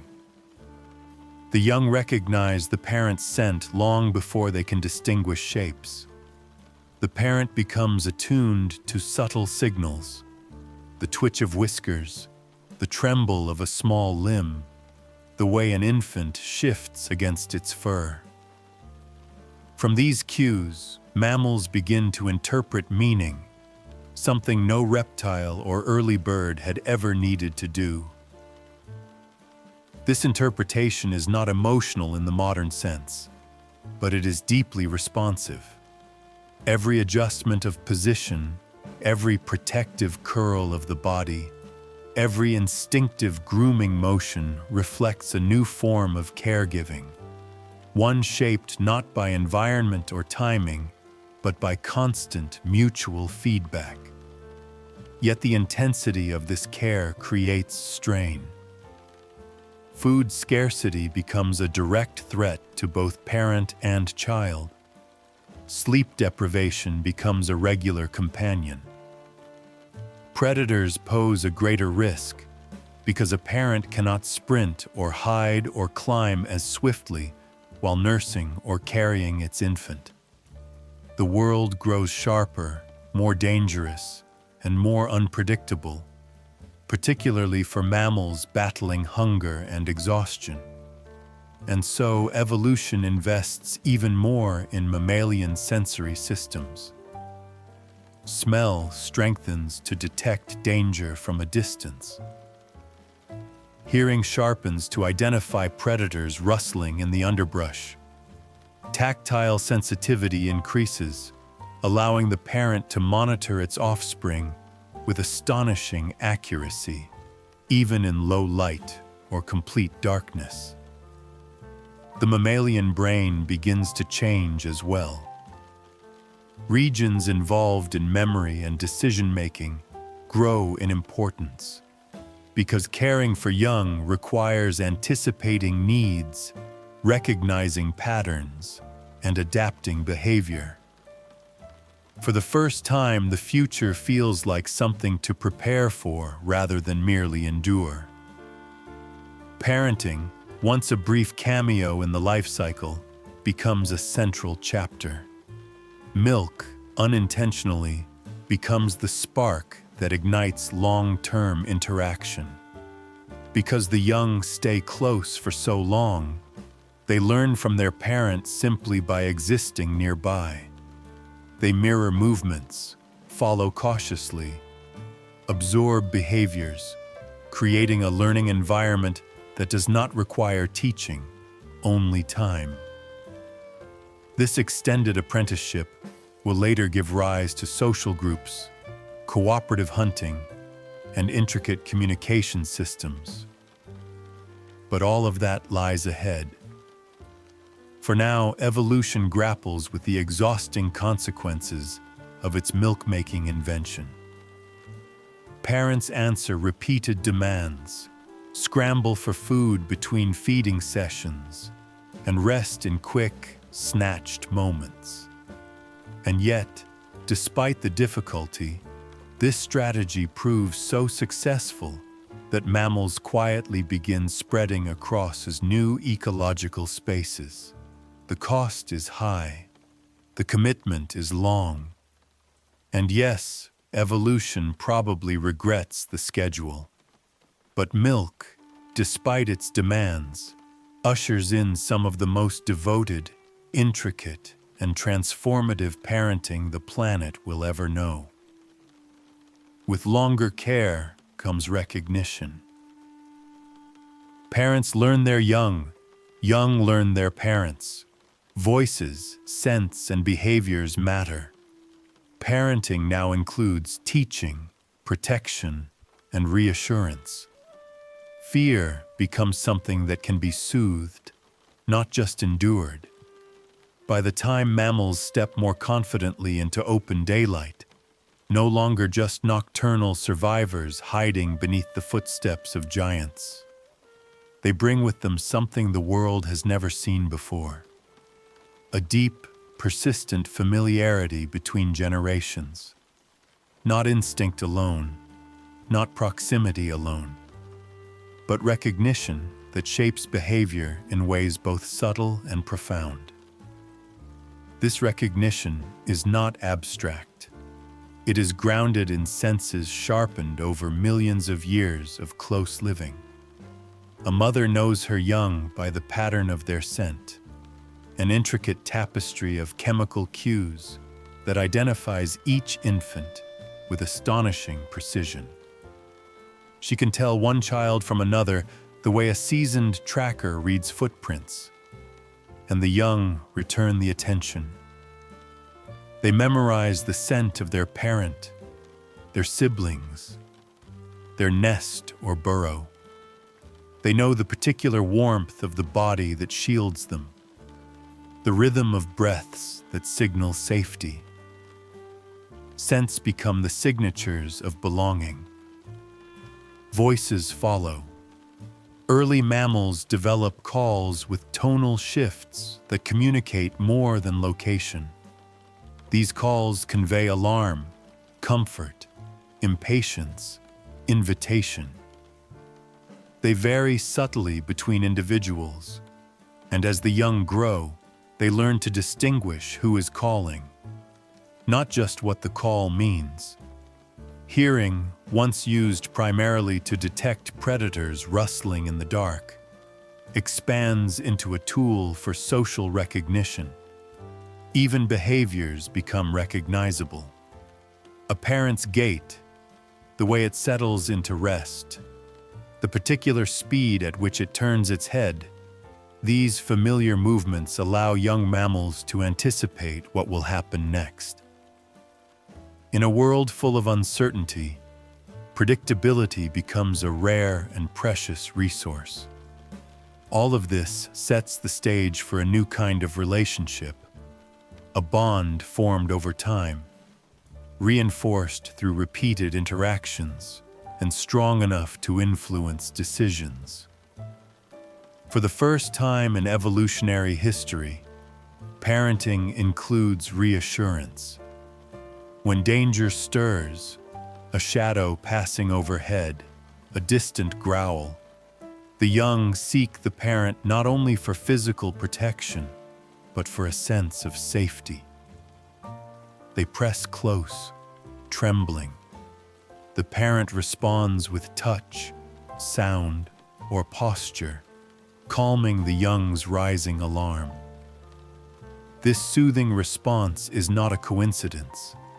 It evolves because young who recover quickly from fear remain more attentive, more coordinated, and more likely to follow parental cues in moments that truly matter.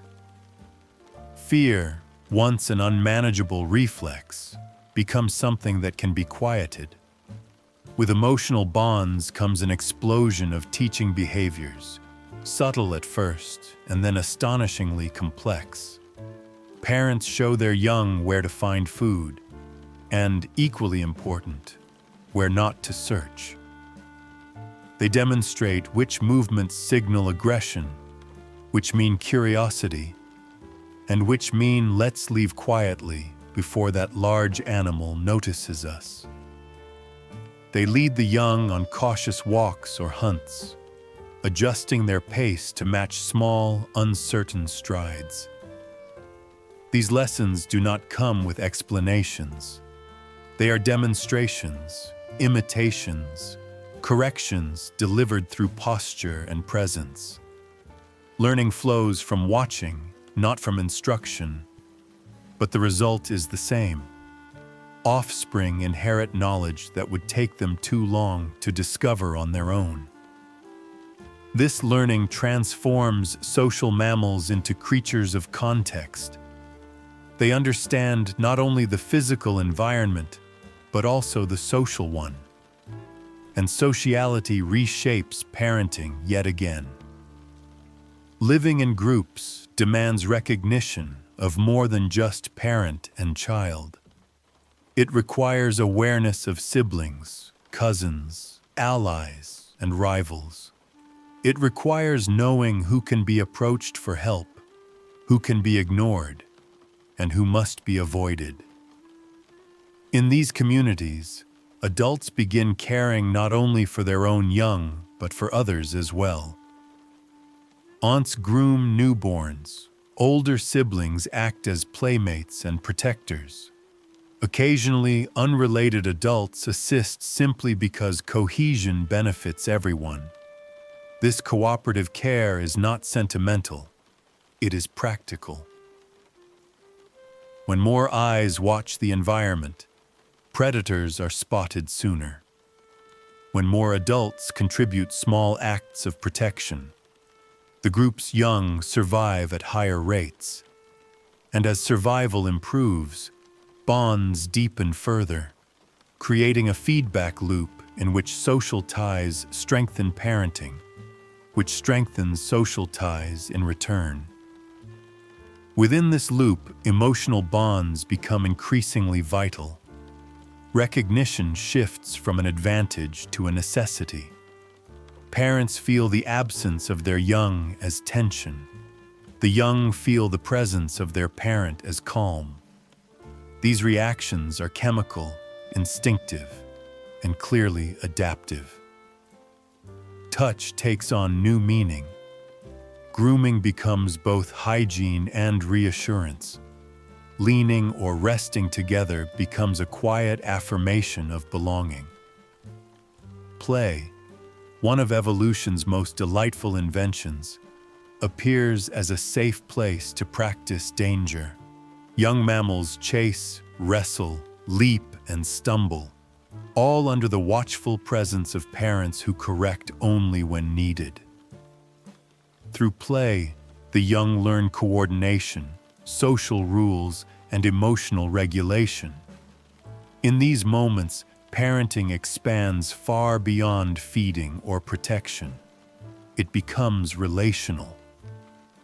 For the first time, mammals show behaviors that look strikingly like affection, not because they choose to love, but because closeness and comfort have become reliable survival tools. Bonds improve cooperation. Cooperation improves survival. Evolution encourages anything that works. This shift has profound consequences for the future. Long-term memory becomes more important. Brain regions associated with emotions and social processing begin to grow. Communication becomes richer. Empathy, rudimentary but real, emerges as a way to anticipate the needs or feelings of kin. Life is changing again, not through shells or feathers or milk, but through connection. The world of social mammals becomes a world where family shapes behavior, where reassurance shapes courage, and where learning shapes survival. Parents do not simply raise their young, they accompany them through early life, responding to weakness, curiosity, fear, and play with a spectrum of behaviors that grow increasingly intricate. Emotion, once irrelevant to survival, has entered the evolutionary script. And from here, parenting will only grow more expressive, more intelligent, and more deeply rooted in the ties between generations. Care spreads beyond biological parents. Aunts, siblings, and unrelated adults assist. Parenting becomes communal. This reduces individual burden and allows longer childhoods. Evolution quietly acknowledges that raising offspring alone is inefficient. By the time mammals begin forming herds, packs, and colonies, something remarkable is happening across plains, forests, and underground warrens. Parenting is no longer a two-player role. It becomes a social endeavor, not simply a parent and child pair, but a network of helpers responding to the needs of the next generation with shared effort and collective awareness. This shift doesn't begin with intention. It begins with proximity. As mammals gather into larger groups, seeking safety in numbers, sharing resources, and cooperating in hunts or territorial defense, they end up living close to one another day after day, season after season. Their young are born in clusters, raised in shared spaces, and exposed to the habits of older siblings, cousins, and neighbors. In such environments, the boundary between one family and another begins to soften. At first, help comes in small gestures. A sibling nudges a wandering infant back toward the center of the group. An older juvenile pauses its own play to watch for danger while the parent feeds. A distant relative shares a small scrap of food or warmth. None of these actions are coordinated or strategic. They are byproducts of social living, responses that happen simply because the young are there and adults are nearby. But small gestures accumulate. And evolution, patient as always, turns accumulation into transformation. Some species begin developing dedicated helpers, individuals who spend significant time tending to young that are not their own. This assistance is subtle but vital. It frees parents to forage more effectively, to rest, to patrol territory, or to recover from the biological toll of pregnancy and nursing. Helpers may groom infants, carry them, feed them partially digested food, or keep them warm while the parent is away. Even the simplest support, watching for predators, improves survival dramatically. This is the first time that caregiving becomes distributed. The underlying mechanics are diverse. In some species, helpers are older siblings who remain with the group instead of dispersing. Their familiarity with younger kin makes them natural caretakers, and their practice provides skills they will need later when they have young of their own. In others, adults without current offspring contribute, either because their own breeding attempts failed, because food is abundant enough to support the extra effort, or because social structure simply favors cooperation. The benefits ripple through the group. When many individuals share the workload, parents can devote more time to healing, hunting, and learning complex tasks. Mothers recover from nursing faster. Young grow with more consistent attention. And group stability increases because everyone has a stake in the next generation's success. These group dynamics begin shaping the evolution of childhood itself. Longer childhoods, once a risky indulgence, become feasible. When many eyes watch over the young, they can afford extended periods of exploration, learning, and play before reaching independence. Their brains develop more fully. Their social understanding deepens. They become better hunters, better navigators, better communicators. Childhood is no longer merely a vulnerable phase. It becomes an investment. In pack-living species, cooperative parenting becomes even more elaborate. The group functions like a living organism with shared priorities. Adult pairs may be the primary breeders, but others, siblings, aunts, cousins, participate in raising the young. They bring back food from hunts, guard dens, or lead curious pups away from dangerous cliffs and toward safer paths. Each individual, knowingly or unknowingly, contributes to the educational environment that shapes the next generation. This is not sentimental teamwork. It is evolutionary efficiency. Supporting relatives increases the survival of shared genes. Even helping unrelated young can be beneficial when group strength determines individual survival. A larger, more coordinated group can defend territory better, access richer food sources, and deter predators more effectively. Cooperation becomes not just helpful, but essential. Colonial species, those that live in massive groups, take this social approach to astonishing heights. In some burrow-based animals, entire tunnels become nurseries. Dozens of young from different mothers coexist in communal chambers, tended by a rotating ensemble of adults. These colonies thrive because tasks are divided. Some dig, some guard, some nurse, some forage, and some watch the young.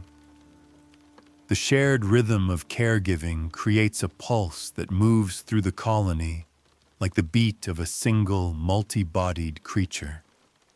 In these groups, communication becomes more sophisticated. Calls and cries signal feeding times, warnings, or requests for help. Scent trails mark safe passageways. Tactile signals, nuzzles, nudges, grooming touches, reinforce bonds that transcend individual parenting. The language of caregiving becomes communal. Perhaps the most striking change that cooperative parenting brings is resilience. If one parent falls to predation or illness, the young do not always perish. There are others to step in, siblings, cousins, or allies who understand the group's routines and can provide care until the young can stand on their own. This safety net transforms survival from a family-level gamble into a group-level strategy, and it changes the emotional landscape of group life. Recognition now spans beyond parent and child. Siblings distinguish one another by scent and behavior. Adults recognize the calls of young they've tended before. Comfort is offered by more than one figure, and learning comes from every direction. Social understanding deepens because individuals grow up surrounded not by one teacher, but by many. Cooperative parenting is not a sudden leap, but a quiet, gradual shift, one that spreads through species not because it is noble, but because it works. Energy demands are shared. Risks are diluted. Childhood can stretch longer, allowing intelligence and social complexity to bloom. Evolution, never one to waste resources, begins leaning fully into this strategy. After all, raising the next generation alone is a heavy burden. But raising them together? That's a system with remarkable promise. One that will eventually pave the way for societies defined not just by survival, but by culture, learning, and connection. Parents don't just feed, they demonstrate. Hunting, migration, tool use, and social rules are passed down. Parenting becomes a transfer of knowledge, not just calories. Childhood stretches longer, and intelligence follows.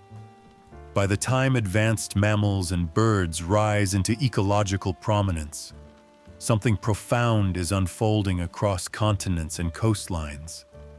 Parenting is no longer simply about protecting or nourishing the next generation. It becomes a curriculum. Childhood becomes a classroom, and survival becomes a subject taught through demonstration, imitation, and slow absorption rather than instinct alone.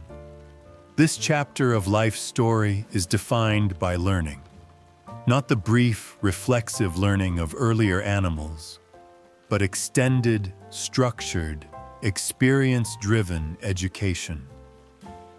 Parents, whether consciously or not, begin shaping the mental worlds of their young, introducing them to skills that cannot be encoded in genes or instinct.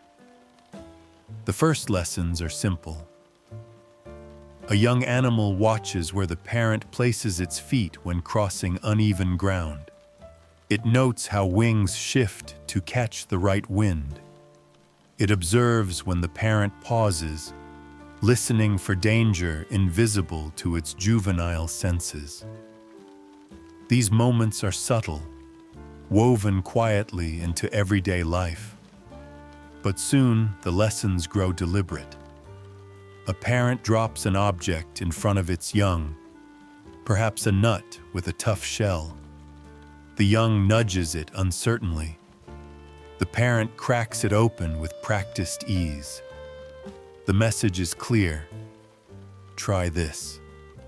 Some species begin repeating these demonstrations, not out of intention, but because repeating movements comes naturally.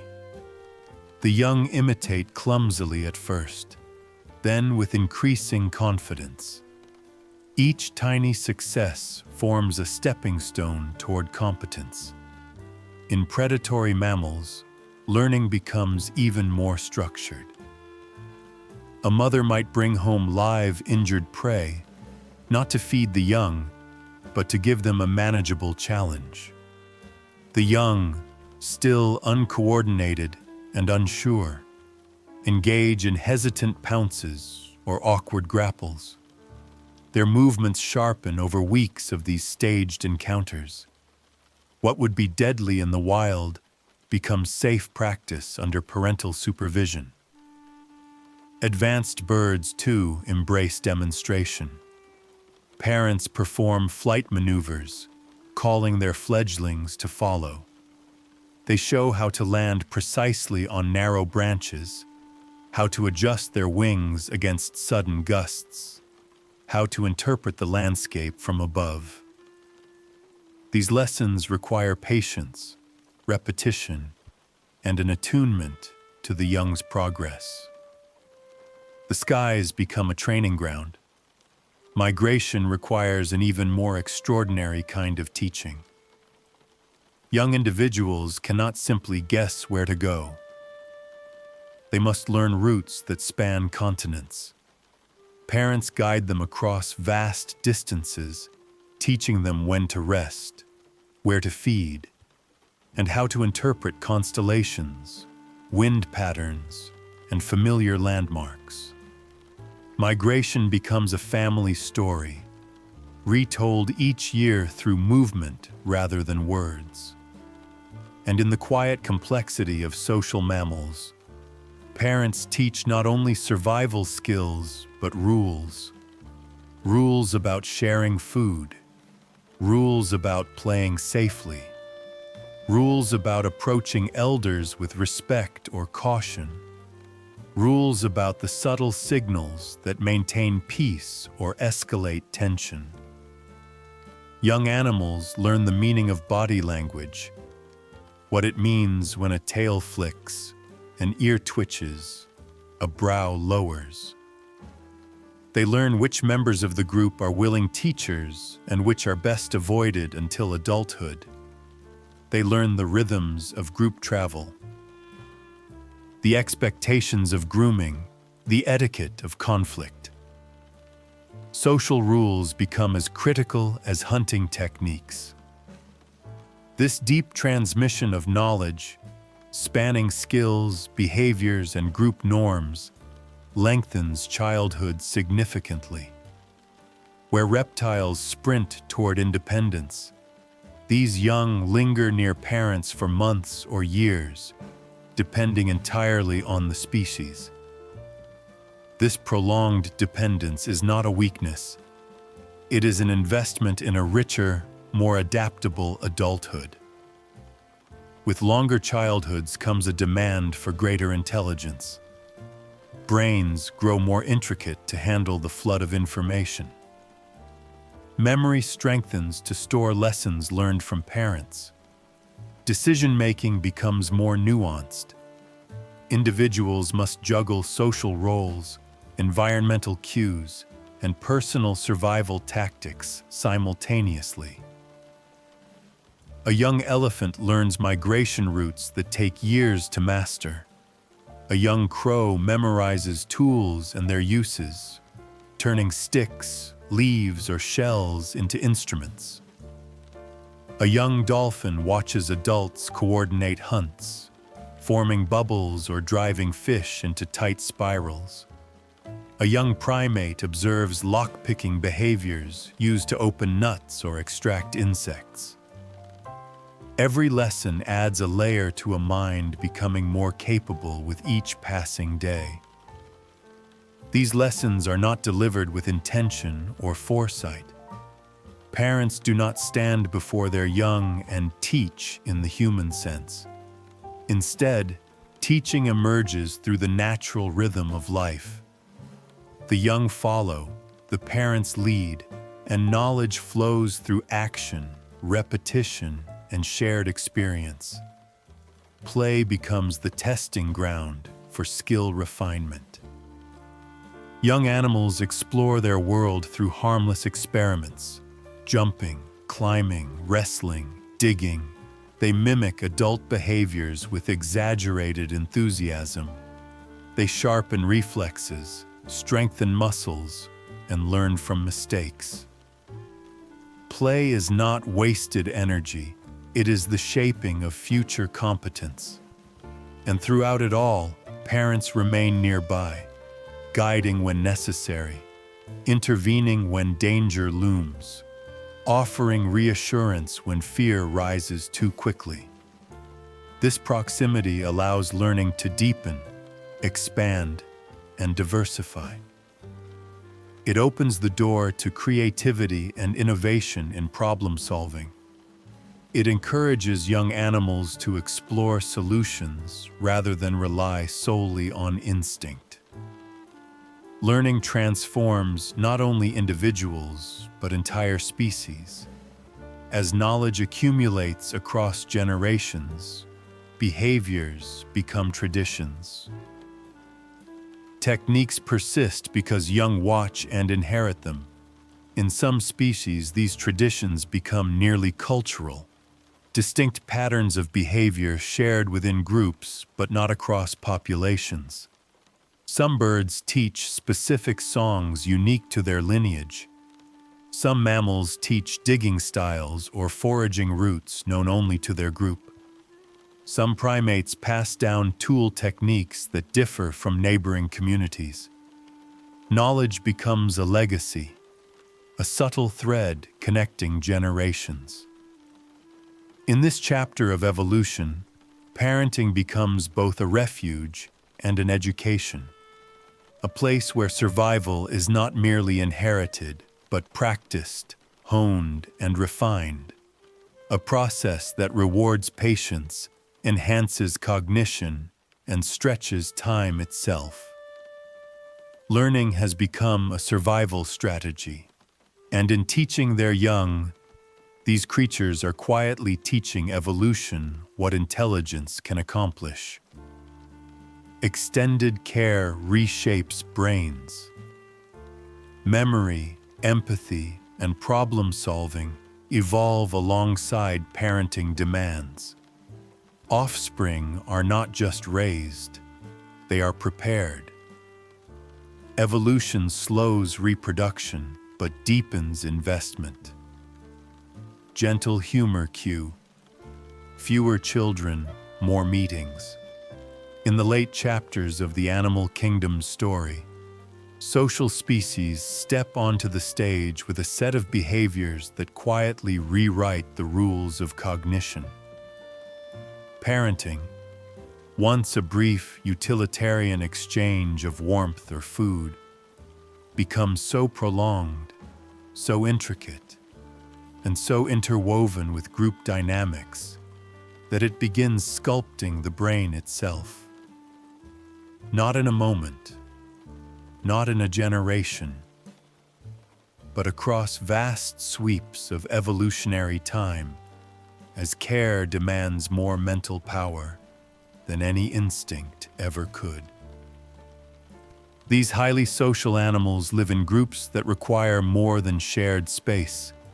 They demand recognition of relationships, memory of past interactions, awareness of alliances, understanding of subtle signals, and anticipation of the needs of others. Parenting is no longer an isolated task. It is the heart of a complex social tapestry. Here, in these bustling communities, the parent isn't simply raising a young body, but shaping a young mind.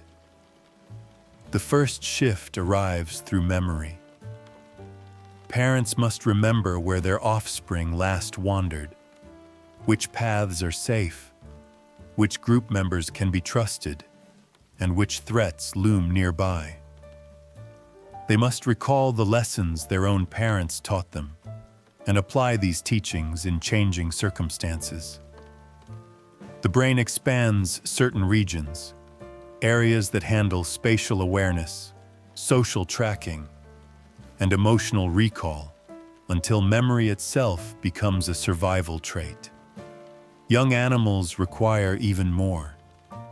They must store a staggering amount of information. Feeding techniques, escape routes, family hierarchies, seasonal changes, vocal cues, gestures, and the countless tiny social rules that allow them to remain welcome within the group. A mind able to retain this information becomes invaluable. Those unable to do so drift toward the fringes, where danger waits patiently. As memory grows, so too does empathy. Empathy begins not as a moral trait, but as a practical one. Parents who can sense the distress of their young through faint changes in posture, sound, or scent, respond more quickly and precisely. This improves survival, which improves the likelihood that such sensitivity passes on to future generations. Offspring who sense their parents' moods learn when to seek support and when to tread carefully. They internalize emotional rhythms as part of their education. This attunement trickles outward into the social group. Members who understand the feelings of others can coordinate better while foraging, avoid conflicts before they escalate, and maintain alliances that benefit everyone. Empathy becomes a currency in social species, spent and earned through countless interactions. From this foundation emerges something even more extraordinary: anticipation. Instead of reacting to danger or need, parents begin predicting it. They position themselves between their young and threats before an alarm call is even necessary. They prepare food ahead of time, alter travel routes based on the offspring's endurance, and adjust their teaching pace to match the young's learning curve. This forward-thinking mindset, simple though it may appear, signals the rise of advanced problem solving. Problem solving becomes especially important as childhood stretches longer. Long childhoods mean longer periods when the young cannot fully fend for themselves, and therefore more opportunities for complex challenges to arise. Navigating social hierarchies, finding food during lean seasons, avoiding predators, and managing group tensions require mental flexibility. As parents guide their offspring through these obstacles, both adult and young refine their cognitive skills. The brain becomes a workshop of strategies. In primates, the prefrontal cortex grows increasingly sophisticated, allowing nuanced decisions about cooperation, restraint, and long-term planning. In elephants, neural networks intertwine to store decades of ecological memory, waterhole locations, migration routes, and the histories of other herds. In certain birds, the hippocampus expands to accommodate navigational maps rich with landmarks and seasonal cues. In all these species, prolonged parenting becomes the engine behind these mental advancements. Yet expanding cognition comes with a cost. Larger brains require more energy. Childhood takes longer. Fewer offspring can be raised at once, and breeding intervals stretch from months into years. Evolution makes a calculated exchange. Fewer births, greater investment. Instead of producing large numbers of young, these species produce fewer, but each is prepared with increasingly sophisticated tools for survival. And with fewer offspring, the social meetings multiply. Group members spend more time coordinating, more time teaching, more time resolving disputes, more time nurturing relationships that stabilize the community. What once happened automatically through instinct must now be negotiated through behavior, expression, or subtle signals. The social world becomes an ongoing conversation, filled with what might be generously described as meetings, each one essential for maintaining harmony. In this world, parenting becomes a central ritual. Adults gather to watch over the young, to teach traditions specific to their group, migration routes known only to their lineage, tool techniques refined over generations, vocal calls passed down like heirlooms. Knowledge becomes culture, something learned and preserved rather than born into. The young thrive within these structures. They become thinkers, strategists, observers, communicators. Their play becomes more elaborate, their curiosity more persistent, their experimentation more daring. They challenge rules, test boundaries, and sometimes innovate in ways their parents never imagined.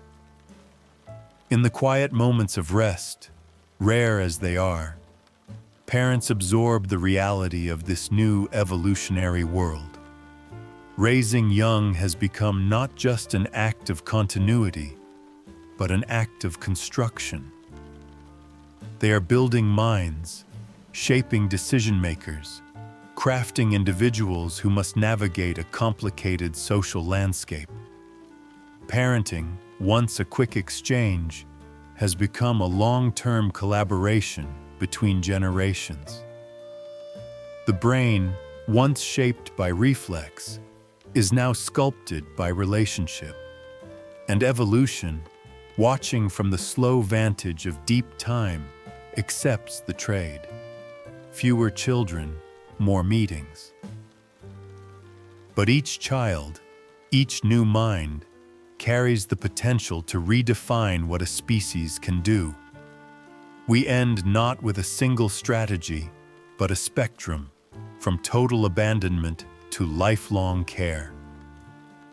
Parenting is revealed not as a moral trait, but a flexible response to risk, environment, and energy. Evolution never settled on one answer, only better questions.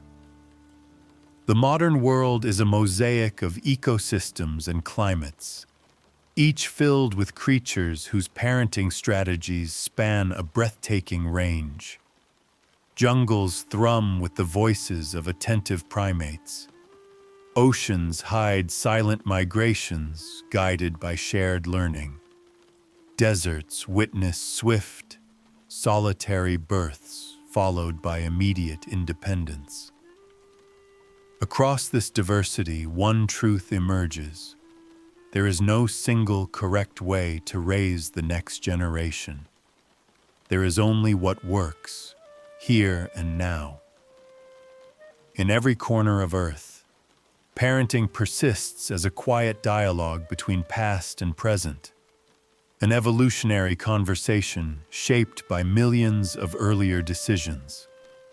At one end of the spectrum, live creatures whose parental involvement ends the moment they release their offspring. Many fish scatter their eggs, letting currents disperse the future like seeds cast to the wind. A single parent may release thousands of eggs, confident not in the survival of each one, but in the probability that a few will avoid hungry mouths and find shelter long enough to grow. Here, the strategy is abundance. Spread widely, invest lightly. When conditions are unpredictable or predation is high, this approach remains surprisingly effective. On the opposite end lie species whose care extends long after their young reach adulthood. Elephants guide their calves for over a decade, sharing maps of waterholes hidden beneath the shifting patterns of drought and rain. Orcas pass down hunting techniques, migration memories, and social etiquette. Some bird species maintain lifelong bonds, returning to each other year after year to raise new generations with practiced efficiency. In these species, the investment is immense, but so is the payoff. Knowledge moves through the group like a living legacy. Between these two extremes stretches a world of variations, each shaped by different pressures. Some animals, like many reptiles and amphibians, continue using strategies refined millions of years ago. Invest energy into producing tough eggs or choosing stable nesting sites. Then trust the environment to take over. Their young emerge ready to face the world without a guiding hand. Independence is swift, survival is a test, and the lineage persists through resilience, not instruction. Other species split the difference. Certain birds provide food for their chicks until the young can fly, then release them quickly into independence. Small mammals nurse their young for a brief but intense period, protecting them fiercely until they can forage on their own. Care is extended just long enough to bridge the gap between helplessness and self-sufficiency. It's parenting measured by windows of vulnerability. In densely social creatures, the conversation grows more complex. Parenting responsibilities are shared. Siblings practice caretaking on younger relatives. Grandparents influence the group's stability. Unrelated individuals contribute to protection or guidance. These collective efforts allow offspring to grow slowly and learn extensively. Childhood becomes a time for gathering experience, and adulthood a time for sharing it. Some species even adjust their parenting based on conditions. When food is plentiful, parents invest more. When resources shrink, they invest less or in different ways. Certain insects raise offspring communally during favorable seasons, only to revert to solitary strategies when conditions tighten. Mammals may adjust litter sizes depending on environmental cues. Flexibility becomes an extension of parenting itself. What these patterns reveal is something subtle but profound. Parenting is not a fixed trait. It is a reflection of the world each species inhabits. Temperature, predation, food availability, social structure, lifespan, and mobility all guide how much energy a parent can afford to give. A long-lived creature with few predators can invest years into raising a single offspring. A small creature living in dangerous conditions must reproduce quickly, frequently, and with minimal handling time. Neither approach is better. They are simply answers to different challenges. In some ways, parenting resembles a language spoken by evolution. Each species chooses its verbs: guard, feed, carry, abandon, teach, retreat, based on what its environment demands and what its lineage can afford. The grammar shifts from generation to generation, responding to climate changes, new predators, new opportunities. This conversation becomes especially vivid in species that change strategies across their lifetimes.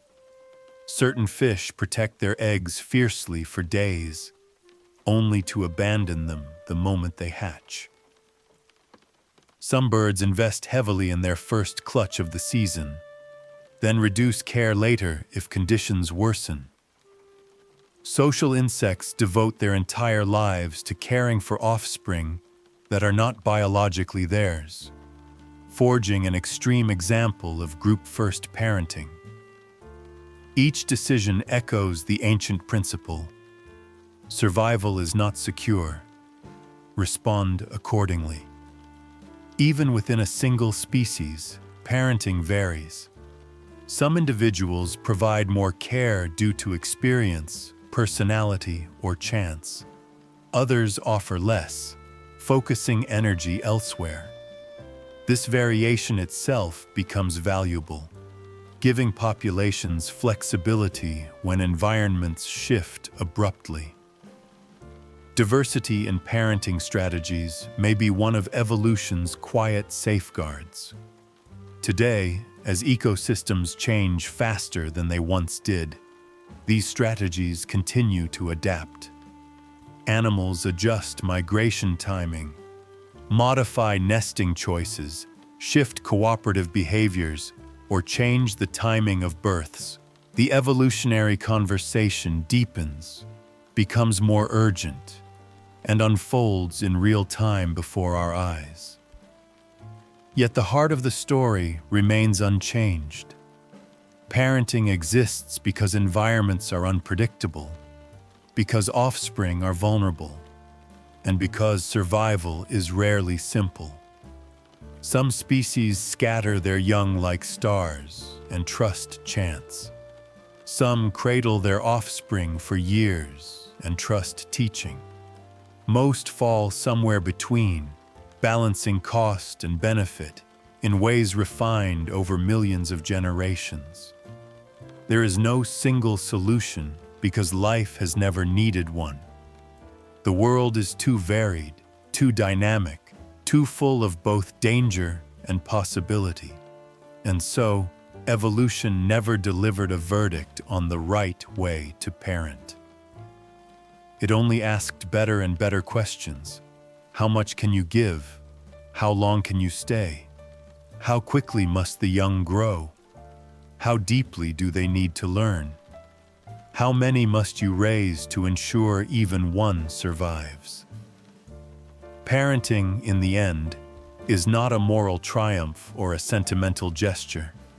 It is a negotiation between life and its circumstances, an ever-adapting conversation written in behavior, instinct, and time.